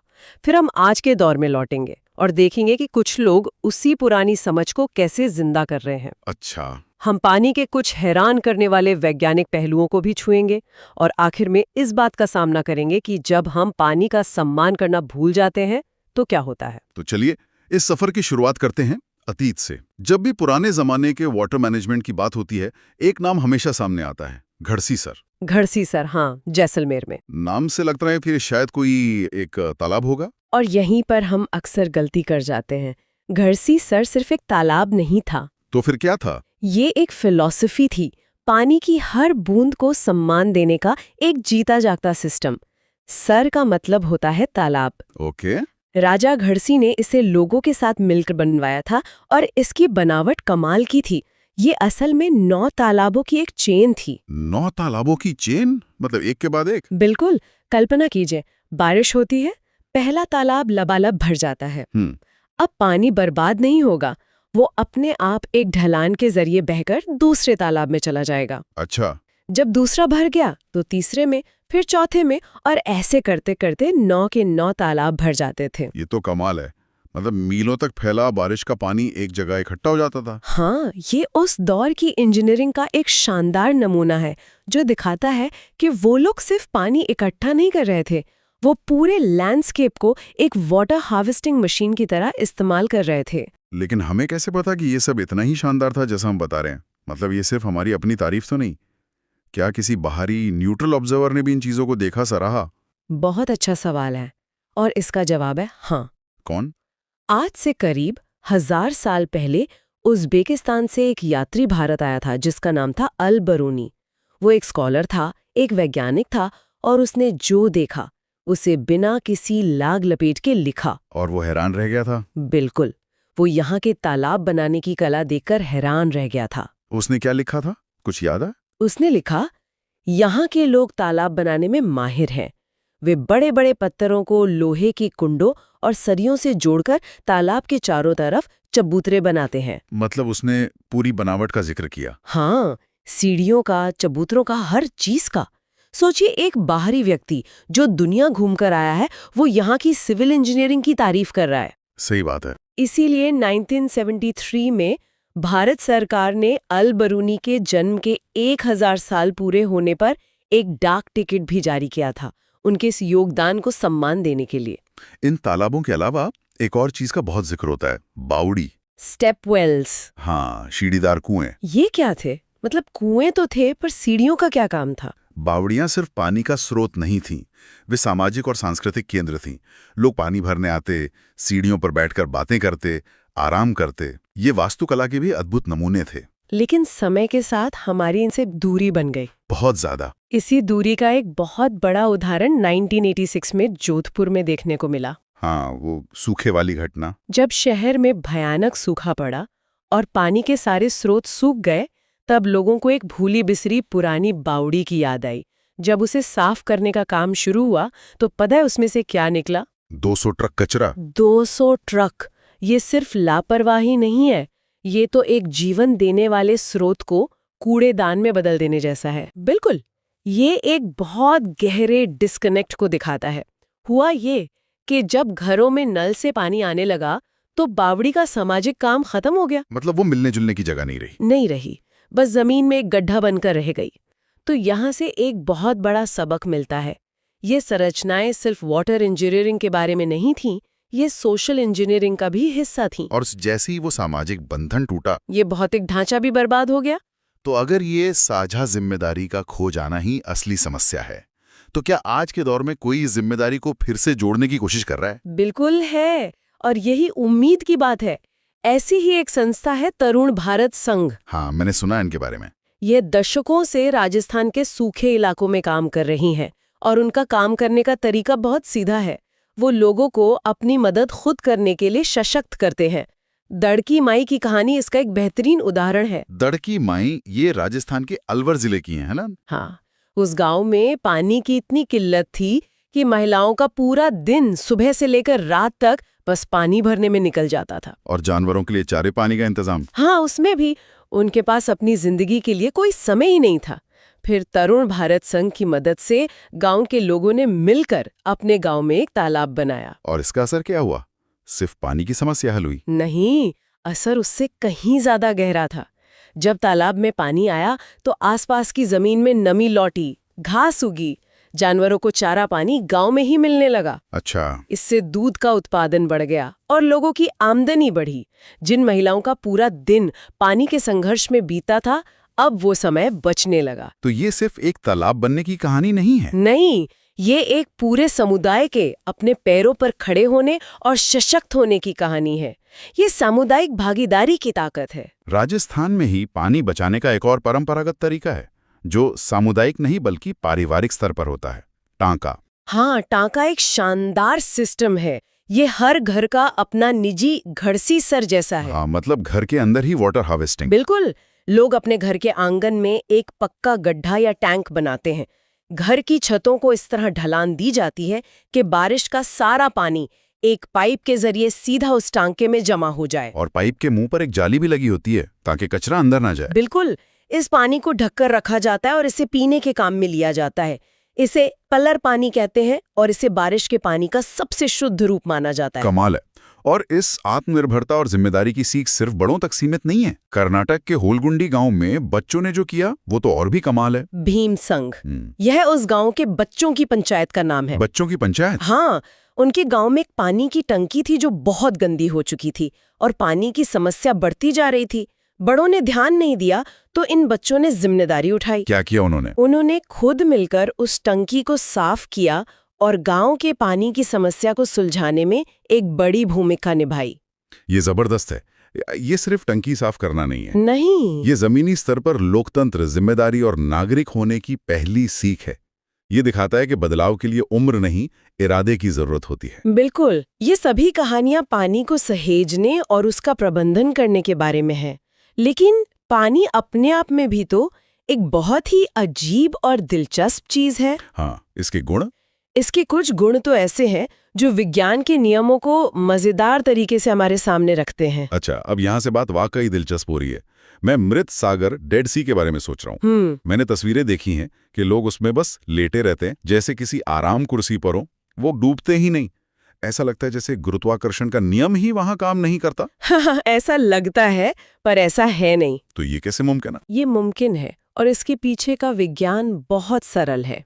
वैसे तो सभी सागरों का पानी नमकीन होता है, पर मृत सागर दुनिया का सबसे नमकीन सागर है। कितना नमकीन? इसके 1 लीटर पानी में करीब 300 ग्राम नमक घुला होता है। 1 लीटर में 300 ग्राम? हाँ, ये इतना खारा है कि इसे चखना भी मुश्किल है और इसी नमक की वजह से लोग तैरते हैं। मतलब अब घनत्व की वजह से? जी हाँ, यहाँ घनत्व यानी डेंसिटी का सिद्धांत काम करता है। नमक की वजह से पानी का घनत्व इतना ज्यादा हो जाता है कि इंसान का शरीर उसके मुकाबले हल्का हो जाता है और बस ऊपर तैरता रहता है। पानी और नमक, इस जोड़ी ने तो भारत के इतिहास को भी बदल कर रख दिया था। मैं 1930 की दांडी यात्रा की बात कर रहा हूँ। बिल्कुल, 1930 में अंग्रेजों ने एक कानून बना दिया था कि आम लोग खुद नमक नहीं बना सकते। और उस पर भारी टैक्स भी लगा दिया था। हाँ, इस पर गांधी जी का तर्क बहुत सीधा और शक्तिशाली था। उन्होंने कहा, जो चीज हमें कुदरत ने दी है उस पर बंदिश कैसी? नमक जो हमें समुद्र से मिलता है, उस पे कोई सरकार अपना एकाधिकार कैसे कर सकती है? इसी अन्याय के खिलाफ गांधी जी ने अहमदाबाद से दांडी के समुद्र तट तक पैदल यात्रा की और वहां खुद समुद्र के पानी से नमक बनाकर उस कानून को तोड़ा। ये सिर्फ एक कानून तोड़ने की घटना नहीं थी। नहीं, बिल्कुल नहीं। ये एक प्राकृतिक संसाधन पर आम आदमी के अधिकार की लड़ाई थी। ये इस बात का प्रतीक था कि पानी और नमक जैसी जीवन के लिए जरूरी चीजों पर किसी सत्ता का नहीं बल्कि मानवता का हक होना चाहिए। कमाल है। हम नमक के बारे में सोचते हैं कि ये खाने में डालने वाली एक मामूली सी चीज है, लेकिन उस एक पल में एक मुट्ठी नमक आजादी का सबसे बड़ा प्रतीक बन गया था। एक मुट्ठी नमक ने एक साम्राज्य की नींव हिला दी। और पानी का यही गुण हमें रोजमर्रा की जिंदगी में भी दिखते हैं, अगर हम ध्यान दें। बिल्कुल, जैसे नींबू सादे पानी में डूब जाता है, लेकिन अगर उसी पानी में ढेर सारा नमक घोल दें तो वही नींबू तैरने लगता है। अच्छा, हाँ, यह सोचिए, लोहे की एक छोटी सी कील पानी में तुरंत डूब जाती है, लेकिन लोहे से बना हजारों टन का जहाज तैरता रहता है। यहाँ आर्किमिडीज का सिद्धांत काम करता है। कि जहाज अपने वजन के बराबर पानी हटाता है और वही हटा हुआ पानी उसे ऊपर उठाए रखता है। बिल्कुल। और पानी का एक और गुण है, कुछ चीजों को अपने अंदर घोल लेना और कुछ को बिल्कुल नहीं। जैसे चीनी और नमक घुल जाते हैं। हाँ, और रेत नीचे बैठ जाती है। लेकिन तेल कभी नहीं घुलता, वो हमेशा ऊपर एक परत बना लेता है। इसीलिए समुद्र में तेल का रिसाव इतनी बड़ी तबाही होता है। सही कहा। और एक आखिरी गुण, वाष्पीकरण यानी इवेपोरेशन। पानी का भाप बन के उड़ जाना। हाँ, जैसे हम गीले कपड़े धूप में सुखाते हैं। हाँ, और ये वाष्पीकरण का सिद्धांत ही उन टांकों के लिए एक चुनौती भी है जिनकी हमने बात की थी। राजस्थान की गर्मी में अगर टांके को खुला छोड़ दिया जाए तो बहुत सारा पानी भाप बन के उड़ जाएगा। इसीलिए उसे हमेशा ढक कर रखना इतना जरूरी है। बिल्कुल। तो पानी के ये गुण सिर्फ विज्ञान की किताबों में नहीं है, ये हमारी जिंदगी के हर हिस्से से जुड़े हैं। तो हमने देखा कि पानी का प्रबंधन कैसे किया जा सकता है, इसके गुण कितने चमत्कारी हैं और ये इतिहास कैसे बना सकता है। लेकिन ये सब तब तक है जब तक पानी साफ है। जब हम उस पानी को गंदा कर देते हैं तो यही जीवन देने वाला पानी जीवन लेने वाला बन जाता है। और ये हमारी कहानी का सबसे स्याह और गंभीर पहलू है। एक नदी की कल्पना कीजिए जो पहाड़ों से निकलती है, उसका पानी क्रिस्टल क्लियर है, पारदर्शी। आप उसके तल के पत्थर तक देख सकते हैं। हाँ, लेकिन जैसे जैसे वो नदी मैदानों से, गांवों से और फिर शहरों से गुजरती है, उसका रंग बदलने लगता है। पानी मटमैला, गंदा, झाग वाला हो जाता है, उसमें से बदबू आने लगती है। क्यों? क्योंकि हम उसमें सब कुछ डाल देते हैं। फैक्ट्रियों का केमिकल वाला कचरा, घरों की नालियों का गंदा पानी, पूजा का सामान, मरे हुए जानवर, सब कुछ। हम नदी को नदी नहीं, एक बहता हुआ कूड़ेदान समझ लेते हैं और वो साफ पानी जहर बन जाता है। और इस जहरीले पानी को पीने के नतीजे बहुत भयानक होते हैं। हाँ, गंदा पानी पीने से होने वाली मुख्य बीमारियां हैं हैजा यानी कॉलेरा, डायरिया यानी दस्त और पीलिया जॉन्डिस। और इनमें से डायरिया बहुत खतरनाक हो सकता है ना, खासकर बच्चों के लिए। बहुत ज्यादा, क्योंकि इसमें शरीर का सारा पानी और नमक निकल जाता है। इसीलिए जैसे ही दस्त लगे तुरंत ORS का घोल पीना शुरू कर देना चाहिए। और अगर ORS ना हो तो घर पर ही 1 गिलास पानी में 1 चम्मच चीनी और 1 चुटकी नमक मिलाकर घोल बना लेना चाहिए। ये एक जान बचाने वाला नुस्खा है। और जहां तक पानी को साफ करने की बात है तो आज हमारे पास महंगे महंगे वाटर प्यूरिफायर्स हैं, लेकिन सबसे भरोसेमंद और आसान तरीका क्या है? सबसे अच्छा, सबसे सस्ता और सबसे असरदार तरीका आज भी वही है जो हमारी दादियां नानियां करती थीं, पानी को उबालना। बॉइलिंग। हाँ, पानी को अच्छी तरह उबालने से उसके अंदर के ज्यादातर हानिकारक कीटाणु मर जाते हैं और वो पीने के लिए सुरक्षित हो जाता है। तो आज का ये सफर हमें बहुत सी जगहों पर ले गया। हमने घड़सीसर और बावड़ियों की प्राचीन बुद्धिमत्ता को देखा, जहां पानी की हर बूंद की कीमत थी। फिर हमने तरुण भारत संघ और भीम संघ के रूप में आज के समुदायों की ताकत को समझा, जो उस पुरानी विरासत को जिंदा कर रहे हैं। हमने मृत सागर और दांडी यात्रा के बहाने पानी के हैरान करने वाले विज्ञान और उसकी ऐतिहासिक ताकत को जाना। और आखिर में हमने जल प्रदूषण की उस कड़वी सच्चाई का सामना किया जो हमारी लापरवाही का नतीजा है। आज की इस पूरी बातचीत के बाद मैं बस एक ही चीज सोच रहा हूँ। एक तरफ हमारे पास घड़सीसर और टांका जैसी हजारों साल पुरानी टिकाऊ तकनीकें हैं जो प्रकृति के साथ मिलकर काम करती थीं। हाँ, और दूसरी तरफ आज के आधुनिक शहर हैं जहां ऊंची ऊंची इमारतों में रहने वाले लोग पानी के टैंकरों और बोतलबंद पानी पर निर्भर हैं। तो सोचने वाली बात ये है कि क्या हम पानी की कमी का समाधान गलत जगह ढूंढ रहे हैं? क्या हम किसी नई जटिल तकनीक का इंतजार कर रहे हैं, जबकि सबसे असरदार और टिकाऊ समाधान शायद हजारों सालों से हमारी आंखों के सामने है, बस हमारे दोबारा खोजे जाने का इंतजार कर रहे हैं? अगला टॉपिक है हम चीजें कैसे बनाते हैं। हाँ। आज की हमारी पड़ताल भारत की जड़ों से जुड़ी है। हम देखेंगे कि कैसे सदियों पुरानी कला, खेती के अनोखे तरीके और कुछ कमाल के आविष्कार आज भी हमारे जीवन का हिस्सा है। जी। और हमारे पास जो जानकारी है वो भारत की विविधता और यहाँ के लोगों के हुनर की कहानी कहती है। तो चलिए इस कहानी को परत दर परत खोलते हैं। शुरू करते हैं भारत की मशहूर कला और शिल्प से। सबसे पहले बात करते हैं मधुबनी चित्रकला की। इसका नाम तो बहुत सुना है, पर ये कहाँ की है और इसमें ऐसा क्या खास है? मधुबनी, जैसा नाम से ही पता चलता है, ये बिहार के मधुबनी जिले की कला है। अच्छा। और ये कोई नई कला नहीं, बहुत पुरानी लोक कला है। इसकी सबसे खूबसूरत बात यह है कि ये कला म्यूजियम या गैलरी के लिए नहीं बनी थी। तो फिर मतलब कहाँ बनाई जाती थी? ये त्योहारों और खुशी के मौकों पर एक तरह से घर की दीवारों और आंगन को सजाने के लिए बनाई जाती थी। उत्सव का हिस्सा थी ये। और ये बनती कैसे है? मैंने सुना है इसके रंग बहुत खास होते हैं। बिल्कुल, यही तो इसकी जान है। इसमें कोई भी केमिकल वाले रंग इस्तेमाल नहीं होते।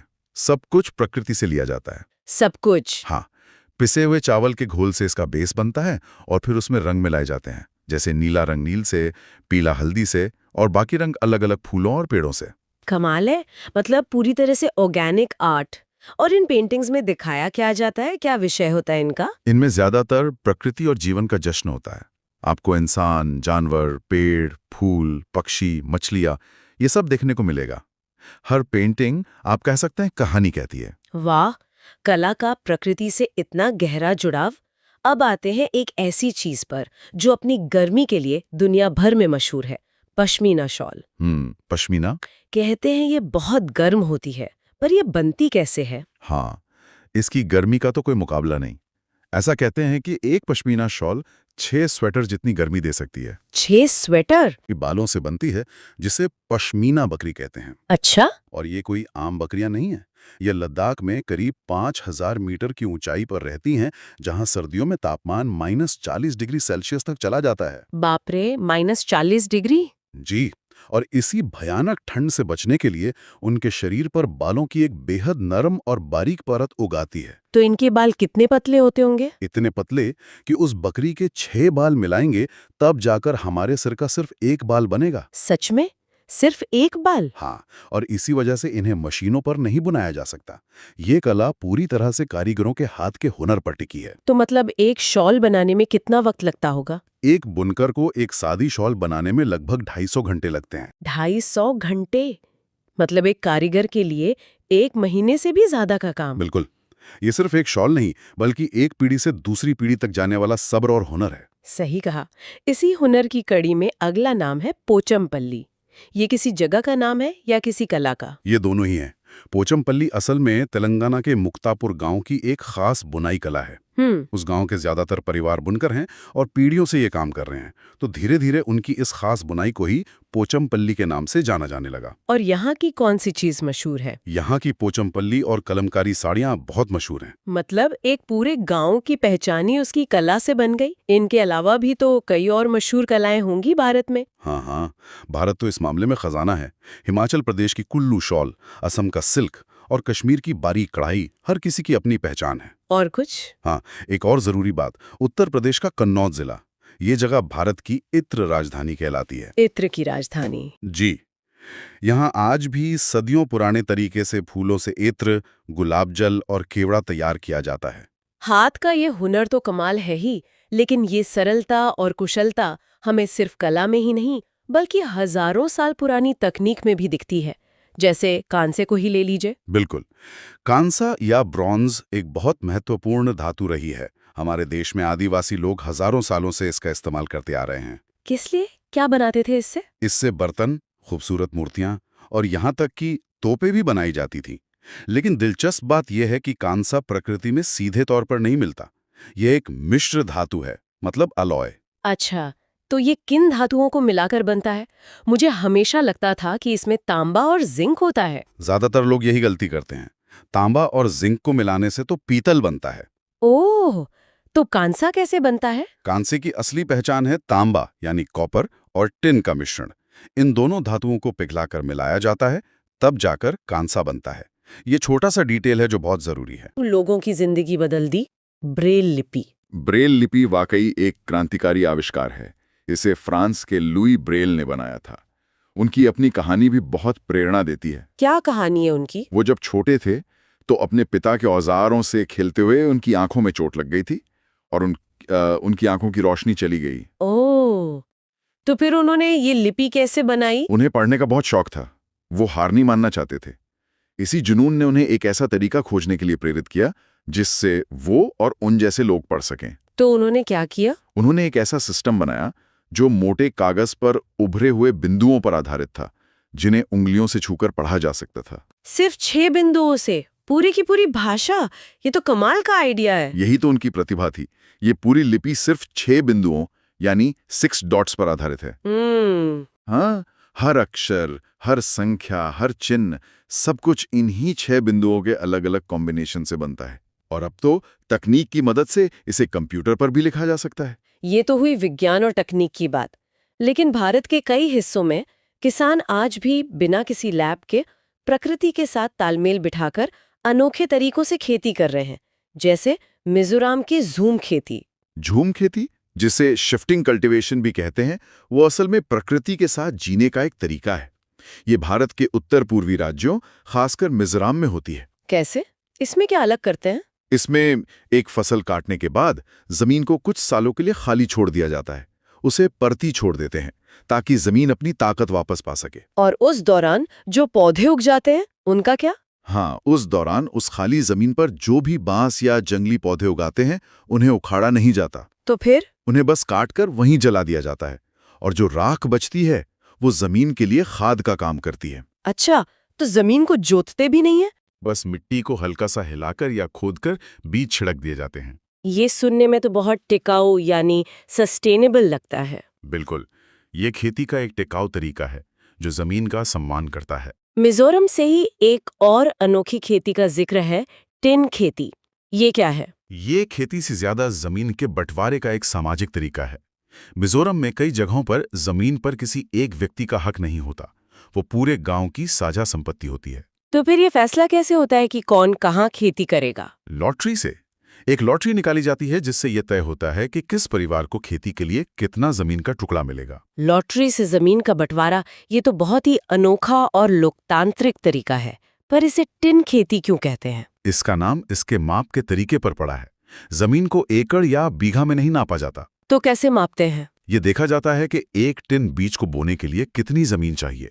उसी हिस्से को 1 टिन जमीन कहते हैं। वाह, मतलब ज़रूरत के हिसाब से माप। खेती की बात चल रही है तो एक नाम का जिक्र करना बहुत जरूरी है, ग्रेगोर मेंडल। ग्रेगोर मेंडल, उन्हें तो आनुवांशिकी यानी फादर ऑफ जेनेटिक्स कहा जाता है। उनका जन्म 1822 में ऑस्ट्रिया के किसान परिवार में हुआ था और दिलचस्प बात यह है कि उन्होंने अपने सारे प्रयोग किसी बड़ी लैब में नहीं बल्कि एक मठ के बगीचे में किए थे। और उन्होंने ऐसा क्या खोजा जो इतना बड़ा मील का पत्थर बन गया? उन्होंने 7 साल तक लगभग 28,000 मटर के पौधों पर प्रयोग किए। 28,000? जी, उन्होंने ध्यान दिया कि पौधों में कुछ गुण जोड़ियों में आते हैं, जैसे मटर का बीज या तो खुरदुरा होगा या चिकना, या फिर उसका रंग या तो पीला होगा या हरा। ऐसा नहीं हो सकता कि बीज आधा चिकना और आधा खुरदुरा हो। तो यहीं से वो नींव पड़ी जिसे आज हम जेनेटिक्स और डीएनए कहते हैं। एक मठ के बगीचे से इतनी बड़ी खोज। जी हाँ, उनकी इसी खोज ने हमें समझाया कि गुण कैसे एक पीढ़ी से दूसरी पीढ़ी में जाते हैं। अब कुछ ऐसे लोगों की बात करते हैं जिन्होंने अपने काम से एक अलग पहचान बनाई। पहली है कर्णम मल्लेश्वरी। कर्णम मल्लेश्वरी भारत की सबसे जानी मानी वेट लिफ्टर मतलब भारोत्तोलक हैं। वो आंध्र प्रदेश से हैं। वेट लिफ्टिंग उस जमाने में तो लड़कियों के लिए ये सोचना भी मुश्किल रहा होगा। बिल्कुल, उन्होंने सिर्फ 12 साल की उम्र से ही वजन उठाना शुरू कर दिया था। 12 साल की उम्र से? हाँ, जब लोग कहते थे कि ये लड़कियों का खेल नहीं है, लेकिन उन्होंने किसी की नहीं सुनी। आज उनका रिकॉर्ड है कि वो एक बार में 130 किलोग्राम तक का वजन उठा लेती हैं। 130 किलो? और भारत के बाहर उन्होंने 29 मेडल जीते हैं, जो अपने आप में एक मिसाल है। वाकई एक प्रेरणा। अगला नाम है वहीदा प्रिज्म, नौसेना में डॉक्टर और वो भी परेड कमांडर। हाँ, लेफ्टिनेंट कमांडर वहीदा प्रिज्म की कहानी असाधारण है। वो जम्मू कश्मीर के राजौरी जिले के एक छोटे से गांव थन्ना मंडी की रहने वाली हैं। और उनकी सबसे बड़ी उपलब्धि क्या है? ये है कि वो भारतीय नौसेना के इतिहास में पहली महिला थीं जिन्होंने एक पूरी परेड की कमान संभाली। एक पूरी परेड की कमान, ये तो बहुत बड़ी जिम्मेदारी होगी। बहुत बड़ी। परेड के दौरान कमांडर को कुल 36 निर्देश यानी कमांड्स देने होते हैं और आवाज इतनी बुलंद और साफ होनी चाहिए कि सबसे पीछे खड़े जवान तक भी पहुंचे। सही बात है। उनके नाम प्रिज्म के पीछे भी कोई कहानी है। जी, ये नाम उनके पिताजी ने उन्हें दिया था।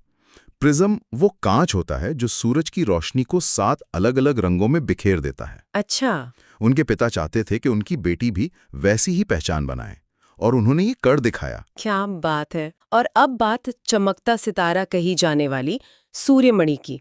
उन्हें गर्ल स्टार भी कहते हैं। सूर्यमणि का जीवन और काम झारखंड के जंगलों और वहां के आदिवासी समुदायों से जुड़ा हुआ है।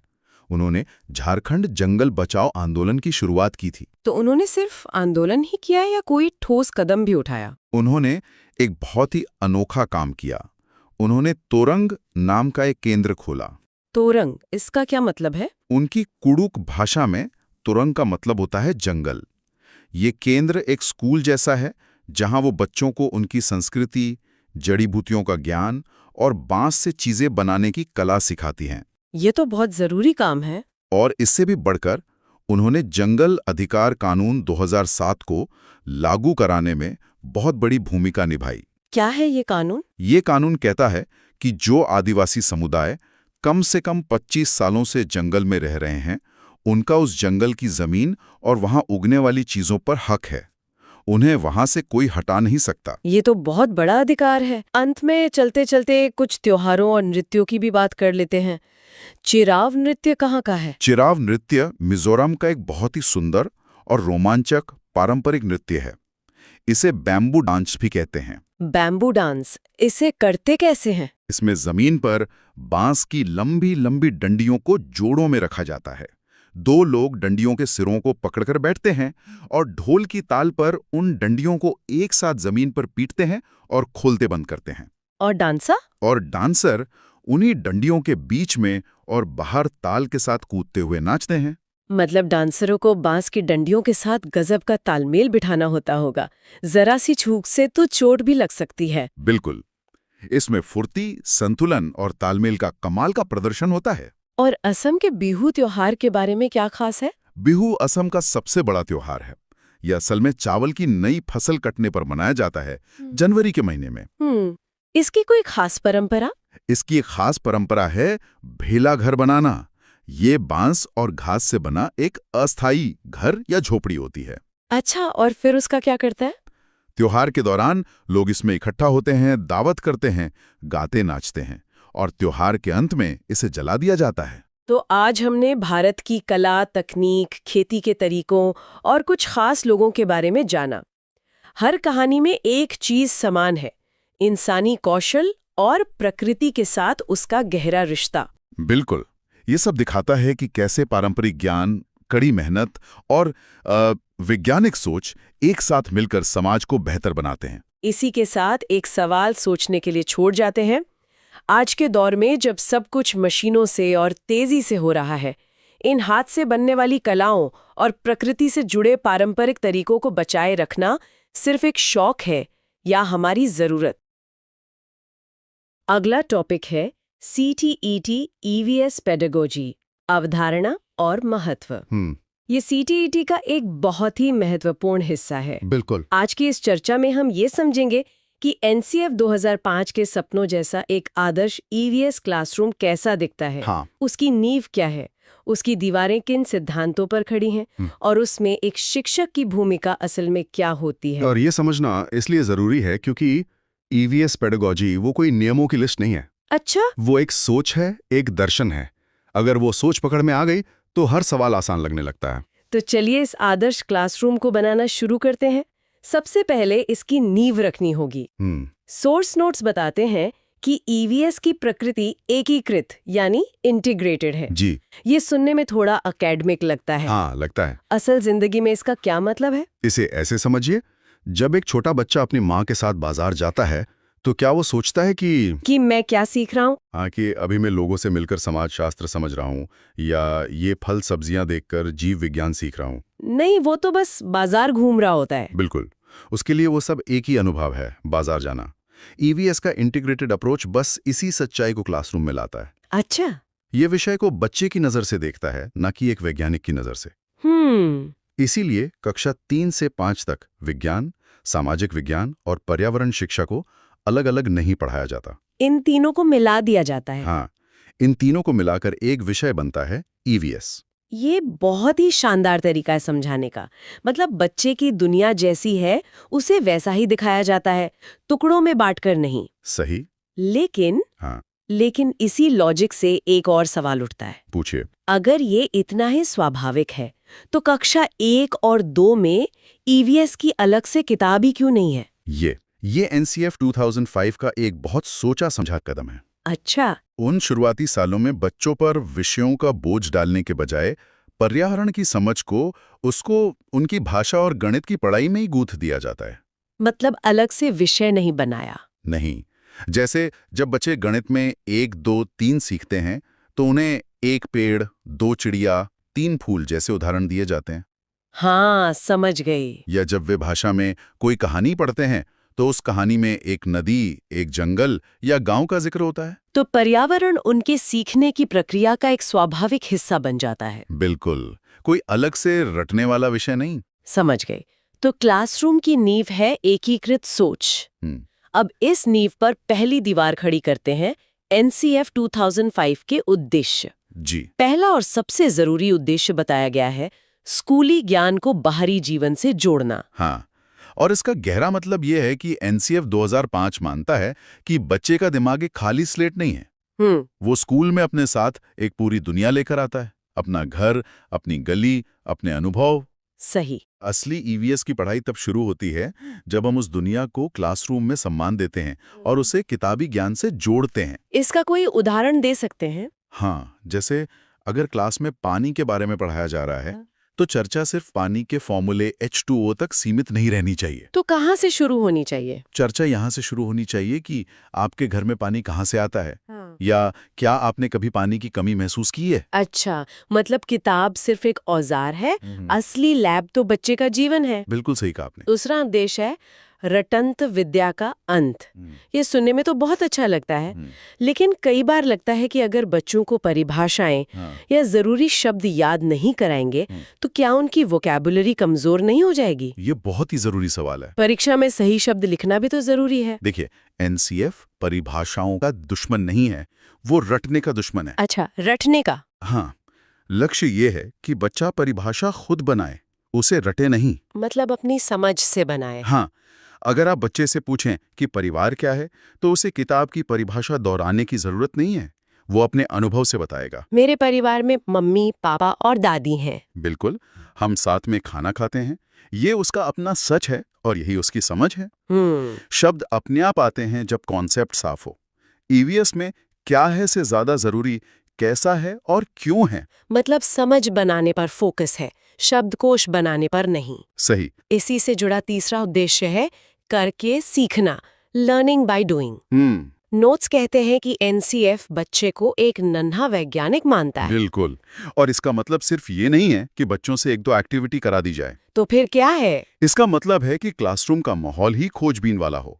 शिक्षक को इस बात से सहज होना पड़ेगा कि क्लास हमेशा शांत और व्यवस्थित न दिखे। अच्छा। जब बच्चे खोज करते हैं तो शोर होता है, सवाल उठते हैं, गलतियां होती हैं। और यही असली सीखने का माहौल है। हाँ, जैसे ये पढ़ाने के बजाय कि चींटियां एक लाइन में क्यों चलती हैं, शिक्षक बच्चों को बाहर ले जाकर एक चींटी के रास्ते में पेंसिल रखकर देखने को कह सकता है, ताकि वो खुद देखें। हाँ, बच्चे खुद देखेंगे कि चींटियां कैसे रास्ता ढूंढती हैं। ये अनुभव वे कभी नहीं भूलेंगे। और इस पूरी सोच का चौथा स्तंभ है बिना बोझ की शिक्षा, लर्निंग विदाउट बर्डन। सही बात। यानी बस्ते का वजन कम और समझ का वजन ज्यादा। एकदम। जब सीखना जीवन से जुड़ा हो, जब बच्चे खुद करके सीख रहे हों, तो ज्ञान बोझ नहीं लगता, बल्कि एक खेल बन जाता है, एक रोमांच बन जाता है। और यही EVS का असली लक्ष्य है। बिल्कुल। तो अब हमारे आदर्श क्लासरूम की नींव और 4 दीवारें तैयार है।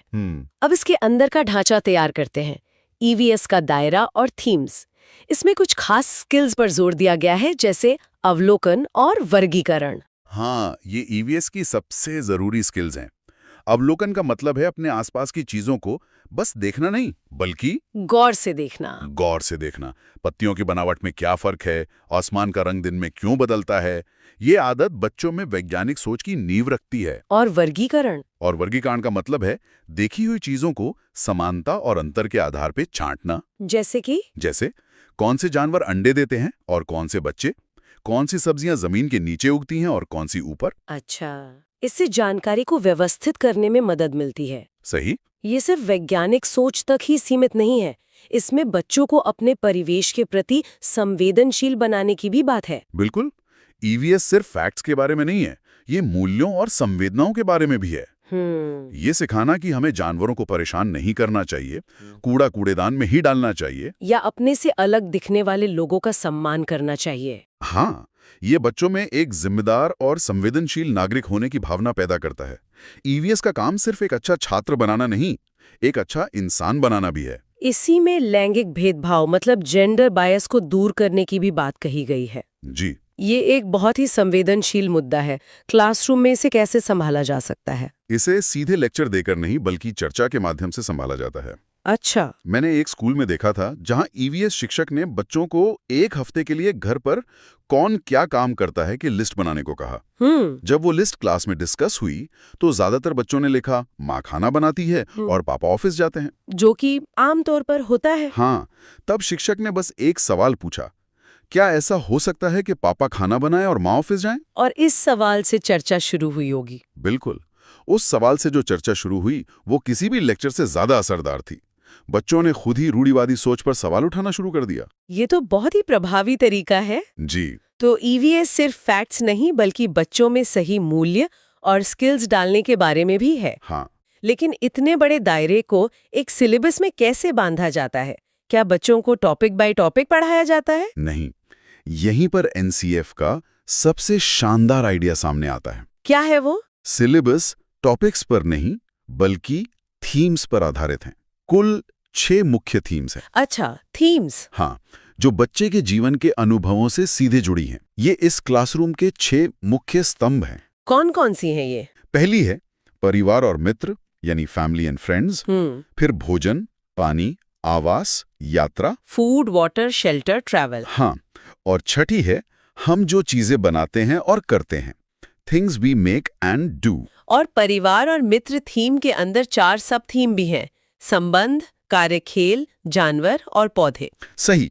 ये बहुत तार्किक लगता है क्योंकि जानवर और पौधे ही तो हमारे जीवन का हिस्सा हैं। बिल्कुल। और थीम आधारित सिलेबस का सबसे बड़ा फायदा यह है कि ज्ञान टुकड़ों में नहीं दिया जाता। मतलब सब जुड़ा रहता है। हाँ, जब बच्चे भोजन थीम पढ़ते हैं तो वो सिर्फ खाने की चीजों के नाम नहीं सीखते, वे ये भी सीखते हैं कि भोजन खेतों में कैसे उगता है, जो कि विज्ञान हो गया। हाँ, उसे देश के अलग अलग हिस्सों तक कैसे पहुंचाया जाता है, जो सामाजिक विज्ञान हो गया। और त्योहारों पे क्या खास बनता है, वो संस्कृति हो गई। बिल्कुल। एक ही थीम के जरिए वे कई विषय एक साथ सीख जाते हैं। तो अब हमारे क्लासरूम का पूरा ढांचा तैयार है, लेकिन इस क्लासरूम को चलाएगा कौन? अब आते हैं सबसे जरूरी सवाल पर। एक ईवीएस शिक्षक की भूमिका क्या है? नोट्स कहते हैं कि शिक्षक ज्ञान का दाता नहीं बल्कि सुगम करता है, फैसिलिटेटर। इसका सीधा सा मतलब है कि शिक्षक का काम जवाब देना नहीं बल्कि सही सवाल पूछना है। अच्छा। वो एक ऐसा माहौल बनाता है जहां बच्चे खुद जवाब ढूंढ सके। जैसे अगर कोई बच्चा पूछता है कि पौधे सांस कैसे लेते हैं, तो एक पारंपरिक शिक्षक शायद सीधे जवाब दे देगा। पर एक सुगमकर्ता क्या करेगा? एक सुगमकर्ता कहेगा, बहुत अच्छा सवाल है, चलो हम मिलकर इसका पता लगाते हैं। हम क्या कर सकते हैं जिससे हमें इसका जवाब मिल सके? वो बच्चों को प्रयोग करने या किताब ढूंढने के लिए प्रोत्साहित करेगा। तो वो ज्ञान का स्रोत नहीं बल्कि ज्ञान तक पहुंचने का रास्ता दिखाने वाला गाइड है। बिल्कुल सही। इसमें यह भी कहा गया है कि शिक्षक को बच्चों के स्थानीय ज्ञान यानी लोकल नॉलेज को महत्व देना चाहिए। इसका क्या मतलब है? ये बहुत महत्वपूर्ण है। किताब तो पूरे देश के लिए बनती है, लेकिन हर बच्चे की अपनी एक स्थानीय दुनिया होती है। सही बात है। अगर किताब में किसी जड़ी बूटी का नाम तुलसी लिखा है और कोई बच्चा उसे अपनी स्थानीय बोली में कुछ और कहता है, तो शिक्षक को उसे गलत नहीं कहना चाहिए, उसे स्वीकार करना चाहिए। हाँ, उसे बच्चे के ज्ञान को स्वीकार करना चाहिए और उसे किताबी ज्ञान से जोड़ना चाहिए। इससे बच्चे का आत्मविश्वास भी बढ़ता होगा। बहुत बढ़ता है। उसे लगता है कि उसकी अपनी दुनिया और भाषा भी महत्वपूर्ण है। चलिए अब चर्चा के आखिरी हिस्से पर आते हैं जो सीधे परीक्षा से जुड़ा है। पेडागॉजी के सवालों को हल करने के लिए कुछ नेगेटिव टैग वर्ड्स की बात की गई है। ये वो विकल्प है जो अक्सर गलत होते हैं। हाँ, इसे एक तरह की एग्जाम हैक कह सकते हैं। अच्छा। ईवीएस पेडागॉजी के सवालों में कुछ विकल्प ऐसे होते हैं जो एनसीएफ 2005 के पूरे दर्शन के ही खिलाफ होते हैं। अगर दर्शन समझ लिया तो वो पहचान में आ जाएंगे तुरंत। जैसे कोई भी विकल्प जो परिभाषा याद कराने, रटने या कंठस्थ करने पर जोर दे, वो लगभग हमेशा गलत होता है। ठीक है। कोई भी विकल्प जो बच्चों को अनुशासन में रखने, डांटने या किसी भी आधार पर अलग अलग समूहों में बांटने की बात करे, वो बाल केंद्रित शिक्षा के खिलाफ है। हाँ, इसी तरह जो विकल्प सिर्फ पाठ्यपुस्तक पर निर्भर रहने की बात करे, वो भी गलत है। और भी हैं, जैसे बच्चों को ग्रेड नंबर देना या उनकी रैंकिंग करना। बिल्कुल। ये बताना कि कौन होशियार है और कौन कमजोर, ये बच्चों में हीन भावना पैदा करता है। और सीखने की प्रक्रिया को नुकसान पहुंचाता है। हाँ, और आखिरी चीज, कठिन या तकनीकी शब्दों का प्रयोग करना। ईवीएस की भाषा सरल और बच्चों के समझने लायक होनी चाहिए। तो परीक्षा में जब भी कोई विकल्प इन नकारात्मक बातों में से किसी एक को भी बढ़ावा देता दिखे, तो बहुत संभावना है कि वो सही उत्तर नहीं है। सही। तो आज की इस चर्चा का साल ये है कि ईवीएस पेडागॉजी का पूरा ढांचा बाल केंद्रित है। हमारा आदर्श क्लासरूम एक ऐसी जगह है जहां बच्चे सवाल पूछने से डरते नहीं, गलतियां करने से घबराते नहीं, और किताबों से ज्यादा अपनी जिंदगी से सीखते हैं। एकदम सही। इसमें शिक्षक एक गाइड है, ज्ञान का स्रोत नहीं। और मूल्यांकन का उद्देश्य ये जांचना नहीं कि बच्चे को कितने तथ्य याद हैं, बल्कि ये देखना है कि उसकी समझ, अवलोकन क्षमता और अपने परिवेश के प्रति संवेदनशीलता कितनी विकसित हुई है। बिल्कुल।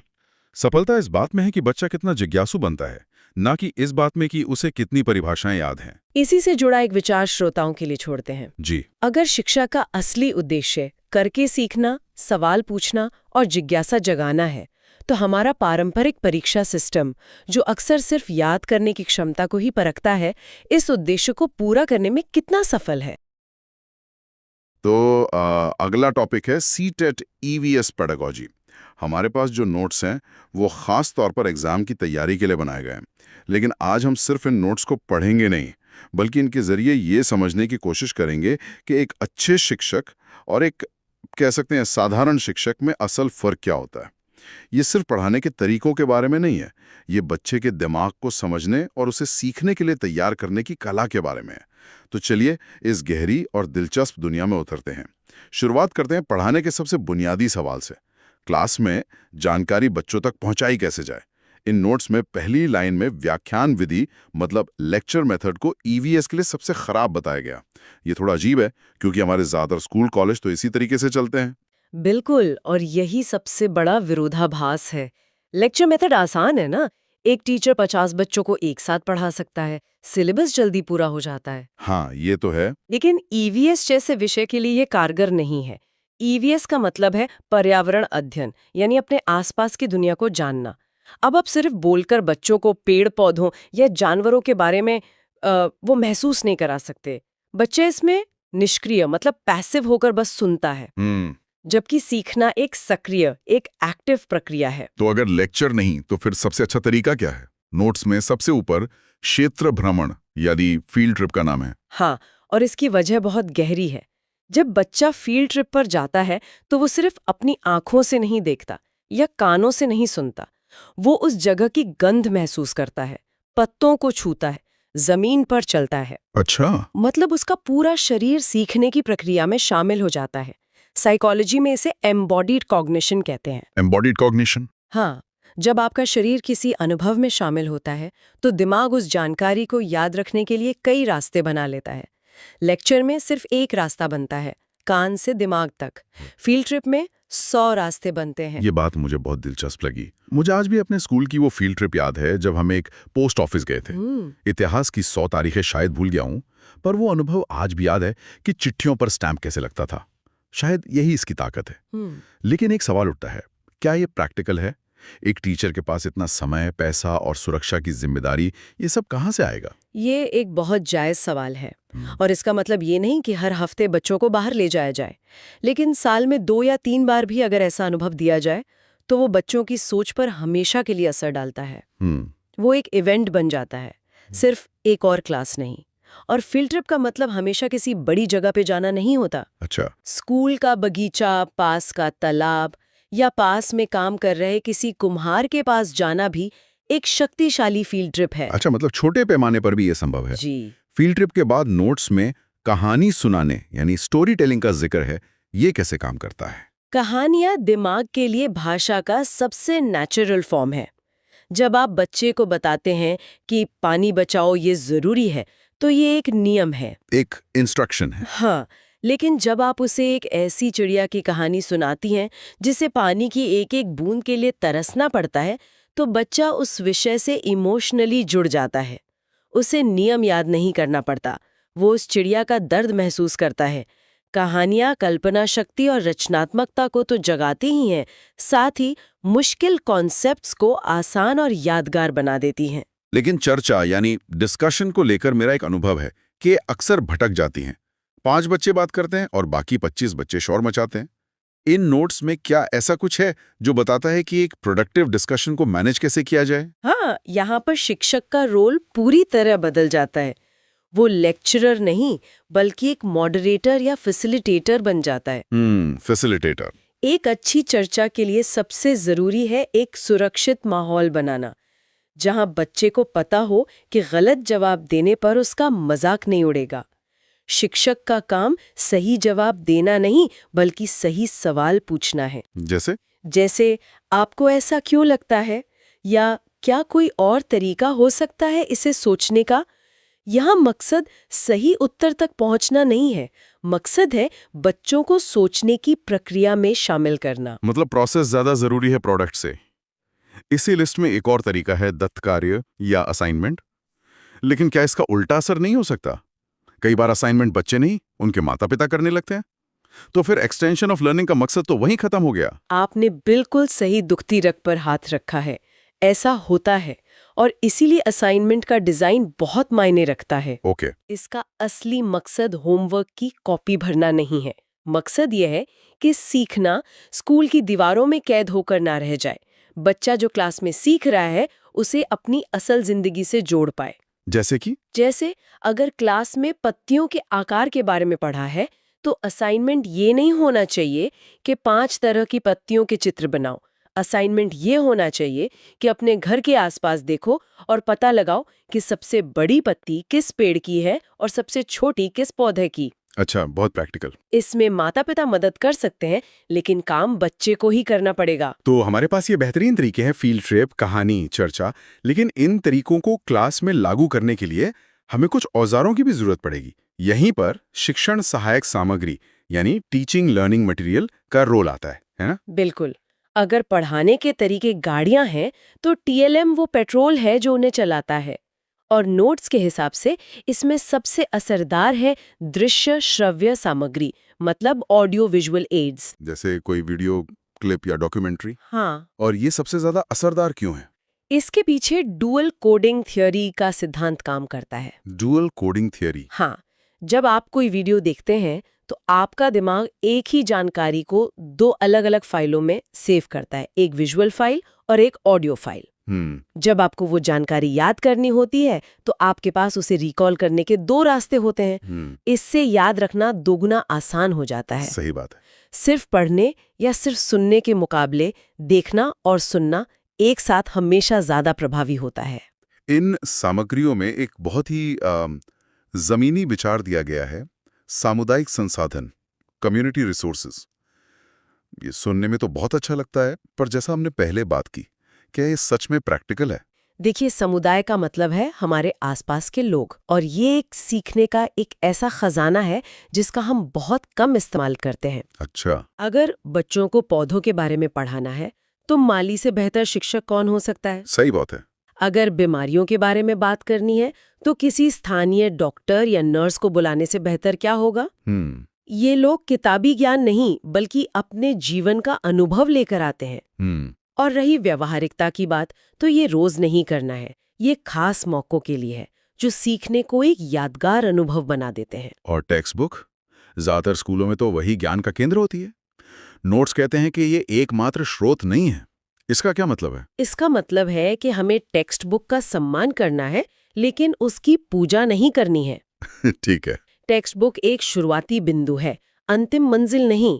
एक अच्छा शिक्षक बच्चों को सिखाता है कि किताब में लिखी बात को दूसरे स्रोतों से कैसे जांचना है, जैसे अखबार, इंटरनेट। हाँ, या लोगों से बात करके। जब बच्चा ये सीख जाता है तो वो सिर्फ एक छात्र नहीं बल्कि छोटा सा रिसर्चर बन जाता है, और यहीं से आलोचनात्मक सोच यानी क्रिटिकल थिंकिंग का विकास होता है। तो हमने पढ़ाने के तरीके और उनके औजारों पर बात कर ली, लेकिन ये सब कितना कारगर रहा, ये कैसे पता चलेगा? यहीं पर मूल्यांकन और आकलन यानी इवैल्यूएशन और असेसमेंट की भूमिका आती है। ज्यादातर लोग इसे सिर्फ परीक्षा और नंबरों से जोड़कर देखते हैं। और यही शिक्षा की सबसे बड़ी त्रासदियों में से एक है। आकलन का असली मकसद बच्चे पर फेल या पास का ठप्पा लगाना है ही नहीं। तो फिर क्या है? इसका असली मकसद है टीचिंग लर्निंग प्रोसेस में आ रही कमियों को पहचानना। ये एक डॉक्टर के डायग्नोसिस जैसा है, बीमारी का पता लगाना ताकि सही इलाज हो सके। अच्छा उदाहरण है। अगर बच्चा गणित में कमजोर है तो आकलन को ये बताना चाहिए कि वो कहाँ कमजोर है, जोड़ने में, घटाने में या गुणा करने में, ताकि शिक्षक सिर्फ उसी खास कमी पर काम कर सके। इसी सिलसिले में CCE यानी सतत और व्यापक मूल्यांकन का जिक्र है। ये सुनने में बहुत भारी शब्द लगते हैं। चलिए इसे तोड़कर समझते हैं। जी। सतत यानी कंटीन्यूअस। इसका मतलब है कि आकलन सिर्फ साल के आखिर में होने वाली एक बड़ी परीक्षा नहीं है, ये लगातार चलने वाली प्रक्रिया है। ये कह सकते हैं वार्षिक हेल्थ चेकअप के बजाय एक फिटनेस ट्रैकर की तरह है, जो आपको हर दिन बताता है कि आप कहाँ हैं और आपको क्या सुधार करने की जरूरत है। सही है। क्लास में सवाल पूछना, बच्चों को ऑब्जर्व करना, छोटा सा क्विज लेना, ये सब सतत आकलन का हिस्सा है। और व्यापक यानी कॉम्प्रिहेंसिव। व्यापक का मतलब है कि हम सिर्फ बच्चे के दिमाग का नहीं, बल्कि उसके पूरे व्यक्तित्व का आकलन कर रहे हैं। मतलब सिर्फ पढ़ाई लिखाई नहीं। बिल्कुल, सिर्फ ये नहीं कि उसे विज्ञान के तथ्य याद हैं या नहीं, बल्कि ये भी कि वो दूसरे बच्चों के साथ मिलकर काम कर पाता है या नहीं। सहयोग। हाँ, सहयोग। वो अपनी बात साफ साफ कह पाता है या नहीं, मतलब संचार। वो खेल में कैसा है, संगीत में कैसा है, ये बच्चे को एक होलिस्टिक नजरिए से देखता है। ये फर्क बहुत बड़ा है। नोट्स में 2 और शब्द हैं जो बहुत कंफ्यूज करते हैं, सीखने के लिए आकलन और सीखने का आकलन। सुनने में बिल्कुल एक जैसे हैं, लेकिन इनके मकसद में जमीन आसमान का फर्क है। सीखने के लिए आकलन मतलब असेसमेंट फॉर लर्निंग, वो है जो सिखाने के दौरान होता है। दौरान। हाँ, इसका मकसद सुधार करना है। इसका सबसे अच्छा उदाहरण है एक शेफ जो सूप बनाते समय उसे बार बार चख कर देखता है कि नमक मिर्च ठीक है या नहीं, ताकि वो उसे और बेटर बना सके। एग्जैक्टली। इसे रचनात्मक आकलन या फॉर्मेटिव असेसमेंट भी कहते हैं, और CTT के लिए इसे सबसे अच्छा माना जाता है। और दूसरा, सीखने का आकलन, असेसमेंट ऑफ लर्निंग, ये सिखाने की प्रक्रिया खत्म होने के बाद होता है। इसका मकसद जजमेंट देना है, ग्रेड या रैंक बताना। अच्छा। जैसे जब शेफ ने सूप बनाकर मेहमानों के सामने रख दिया, तब उनसे पूछना कि सूप कैसा बना। अब वो उसमें सुधार नहीं कर सकता, सिर्फ फैसला सुन सकता है। हमारी वार्षिक परीक्षाएं। बिल्कुल, हमारी वार्षिक परीक्षाएं इसका सबसे बड़ा उदाहरण है। एक सिखाने में मदद करता है, दूसरा सिर्फ नतीजा सुनाता है। ये शेफ वाला उदाहरण शानदार है, अब ये कभी नहीं भूलेगा। तो अगर हमें ये रचनात्मक आकलन करना है तो सिर्फ पेपर पेंसिल टेस्ट से तो काम नहीं चलेगा, इसके लिए खास उपकरणों की जरूरत होगी। नोट्स का अगला सेक्शन इसी पर है और इसे मोस्ट इम्पॉर्टेंट मार्क किया गया है। इसमें सबसे पहले है पोर्टफोलियो। पोर्टफोलियो को बच्चों के आकलन का सबसे बेहतरीन और व्यापक तरीका माना जाता है। ये सिर्फ एक फाइल या फोल्डर है जिसमें बच्चे के साल भर के कामों का एक व्यवस्थित कलेक्शन होता है।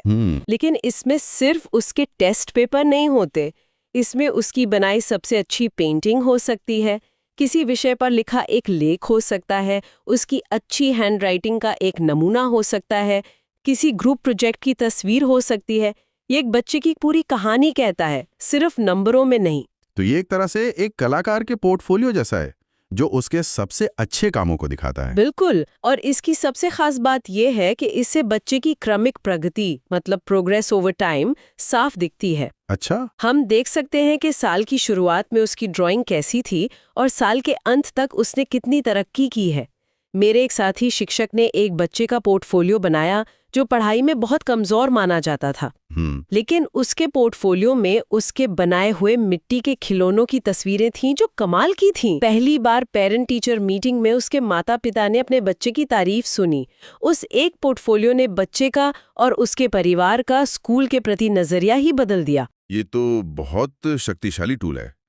अगला है दृष्टांत अभिलेख या एनेक्डोटल रिकॉर्ड्स। ये क्या चीज है? इसे आप बच्चे के व्यवहार का शब्दों में लिखा गया CCTV फुटेज समझ सकते हैं। ओके। इसमें शिक्षक बच्चे के जीवन की किसी खास घटना या व्यवहार का एक छोटा वस्तुनिष्ठ यानी ऑब्जेक्टिव ब्यौरा रखता है। यहाँ जजमेंट या अपनी राय नहीं लिखनी है, सिर्फ जो हुआ वो लिखना है। अच्छा, सिर्फ फैक्ट्स। हाँ, जैसे आज राहुल ने अपना टिफिन बिना कहे प्रिया के साथ शेयर किया, या आज खेल के मैदान में धक्का लगने पर रोहन ने दूसरे बच्चे को मारा। ये छोटी छोटी तथ्यात्मक टिप्पणियां बच्चे के सामाजिक और भावनात्मक विकास के बारे में वो बातें बताती हैं जो कोई टेस्ट नहीं बता सकता। रेटिंग स्केल और चेकलिस्ट तो काफी सीधे लगते हैं, इनमें क्या कोई खास बात है? ये बहुत सरल लेकिन बहुत उपयोगी उपकरण है, खासकर जब आपको जल्दी से जानकारी इकट्ठी करनी हो। इनमें बस एक मूल अंतर याद रखना है। चेकलिस्ट में जवाब सिर्फ हाँ या नहीं में होता है। हाँ या नहीं। जैसे क्या बच्चा रोज होमवर्क करता है? हाँ नहीं। ये किसी चीज की उपस्थिति या अनुपस्थिति को जांचने के लिए अच्छा है, जबकि रेटिंग स्केल किसी गुण की मात्रा या स्तर को बताता है, जैसे बच्चे के व्यवहार को 1 से 5 के पैमाने पर रेट करना। 3 स्टार या 5 स्टार देना। बिल्कुल, एक है या नहीं बताता है, दूसरा कितना है बताता है। अब आखिरी हिस्से पर आते हैं, सवाल पूछने की कला और नक्शे का इस्तेमाल। नोट्स में 2 तरह के सवाल हैं, मुक्त अंत वाले और बंद अंत वाले। तो एक बंद अंत वाला सवाल मेमोरी की जांच करता है, जबकि एक मुक्त अंत वाला सवाल सोच की जांच करता है। आपने इसे एकदम सही पकड़ा है। बंद अंत वाले प्रश्न मतलब क्लोज्ड एंडेड वो हैं जिनका सिर्फ एक सही उत्तर होता है। जैसे भारत की राजधानी क्या है? इसका जवाब सिर्फ नई दिल्ली है। ये रटने की शक्ति को जांचता है। लेकिन मुक्त अंत वाले प्रश्न ओपन एंडेड वो है जिनके कई सही उत्तर हो सकते हैं। जैसे अगर आपके गांव में 1 हफ्ते तक बिजली ना आए तो क्या क्या होगा? अच्छा, इस सवाल का कोई एक सही जवाब नहीं है। हर बच्चा अपनी कल्पना, अपने अनुभव के हिसाब से अलग-अलग जवाब देगा। यही सवाल बच्चों को सोचने, कल्पना करने और अपनी राय बनाने पर मजबूर करते हैं, जो ईवीएस का असली मकसद है। और आखिर में क्लास में नक्शा पढ़ाने के बारे में एक छोटा सा पॉइंट है। इससे बच्चों में कौन सा कौशल विकसित होता है? नक्शा पढ़ाना सिर्फ जगहों के नाम रटना नहीं है। इससे बच्चों में सापेक्ष स्थिति की समझ मतलब अंडरस्टैंडिंग ऑफ रिलेटिव पोजीशन विकसित होती है। सापेक्ष स्थिति? हाँ, इसमें 3 चीजें शामिल हैं: स्थान, लोकेशन, दूरी, डिस्टेंस, और दिशा, डायरेक्शन। यानी बच्चा ये समझने लगता है कि कोई जगह किसी दूसरी जगह के संबंध में कहाँ, कितनी दूर और किस दिशा में है। जैसे मेरा घर स्कूल के पूर्व में है, लगभग 1 किलोमीटर दूर। ये एक बहुत जरूरी जीवन कौशल है। आज हमने ईवीएस पेडागोजी के हसीन बिंदुओं को समझा। सार यह है कि बच्चों को सिखाने के लिए लेक्चर जैसे निष्क्रिय तरीकों को छोड़कर फील्ड ट्रिप, कहानी और चर्चा जैसे सक्रिय तरीकों को अपनाना चाहिए। मूल्यांकन का मकसद बच्चों को आंकना नहीं, बल्कि उनकी कमियों को पहचान कर सुधारना है, जिसके लिए पोर्टफोलियो जैसा टूल सबसे कारगर है। और बच्चों को जानकारी रटाने की बजाय उनसे ओपन एंडेड सवाल पूछकर उनकी सोच को विकसित करना है। बिल्कुल। और यहाँ सोचने वाली एक बात यह है कि ये सिद्धांत सिर्फ परीक्षा पास करने के लिए नहीं है। एक शिक्षक के लिए असली चुनौती इन तरीकों को जानना नहीं है।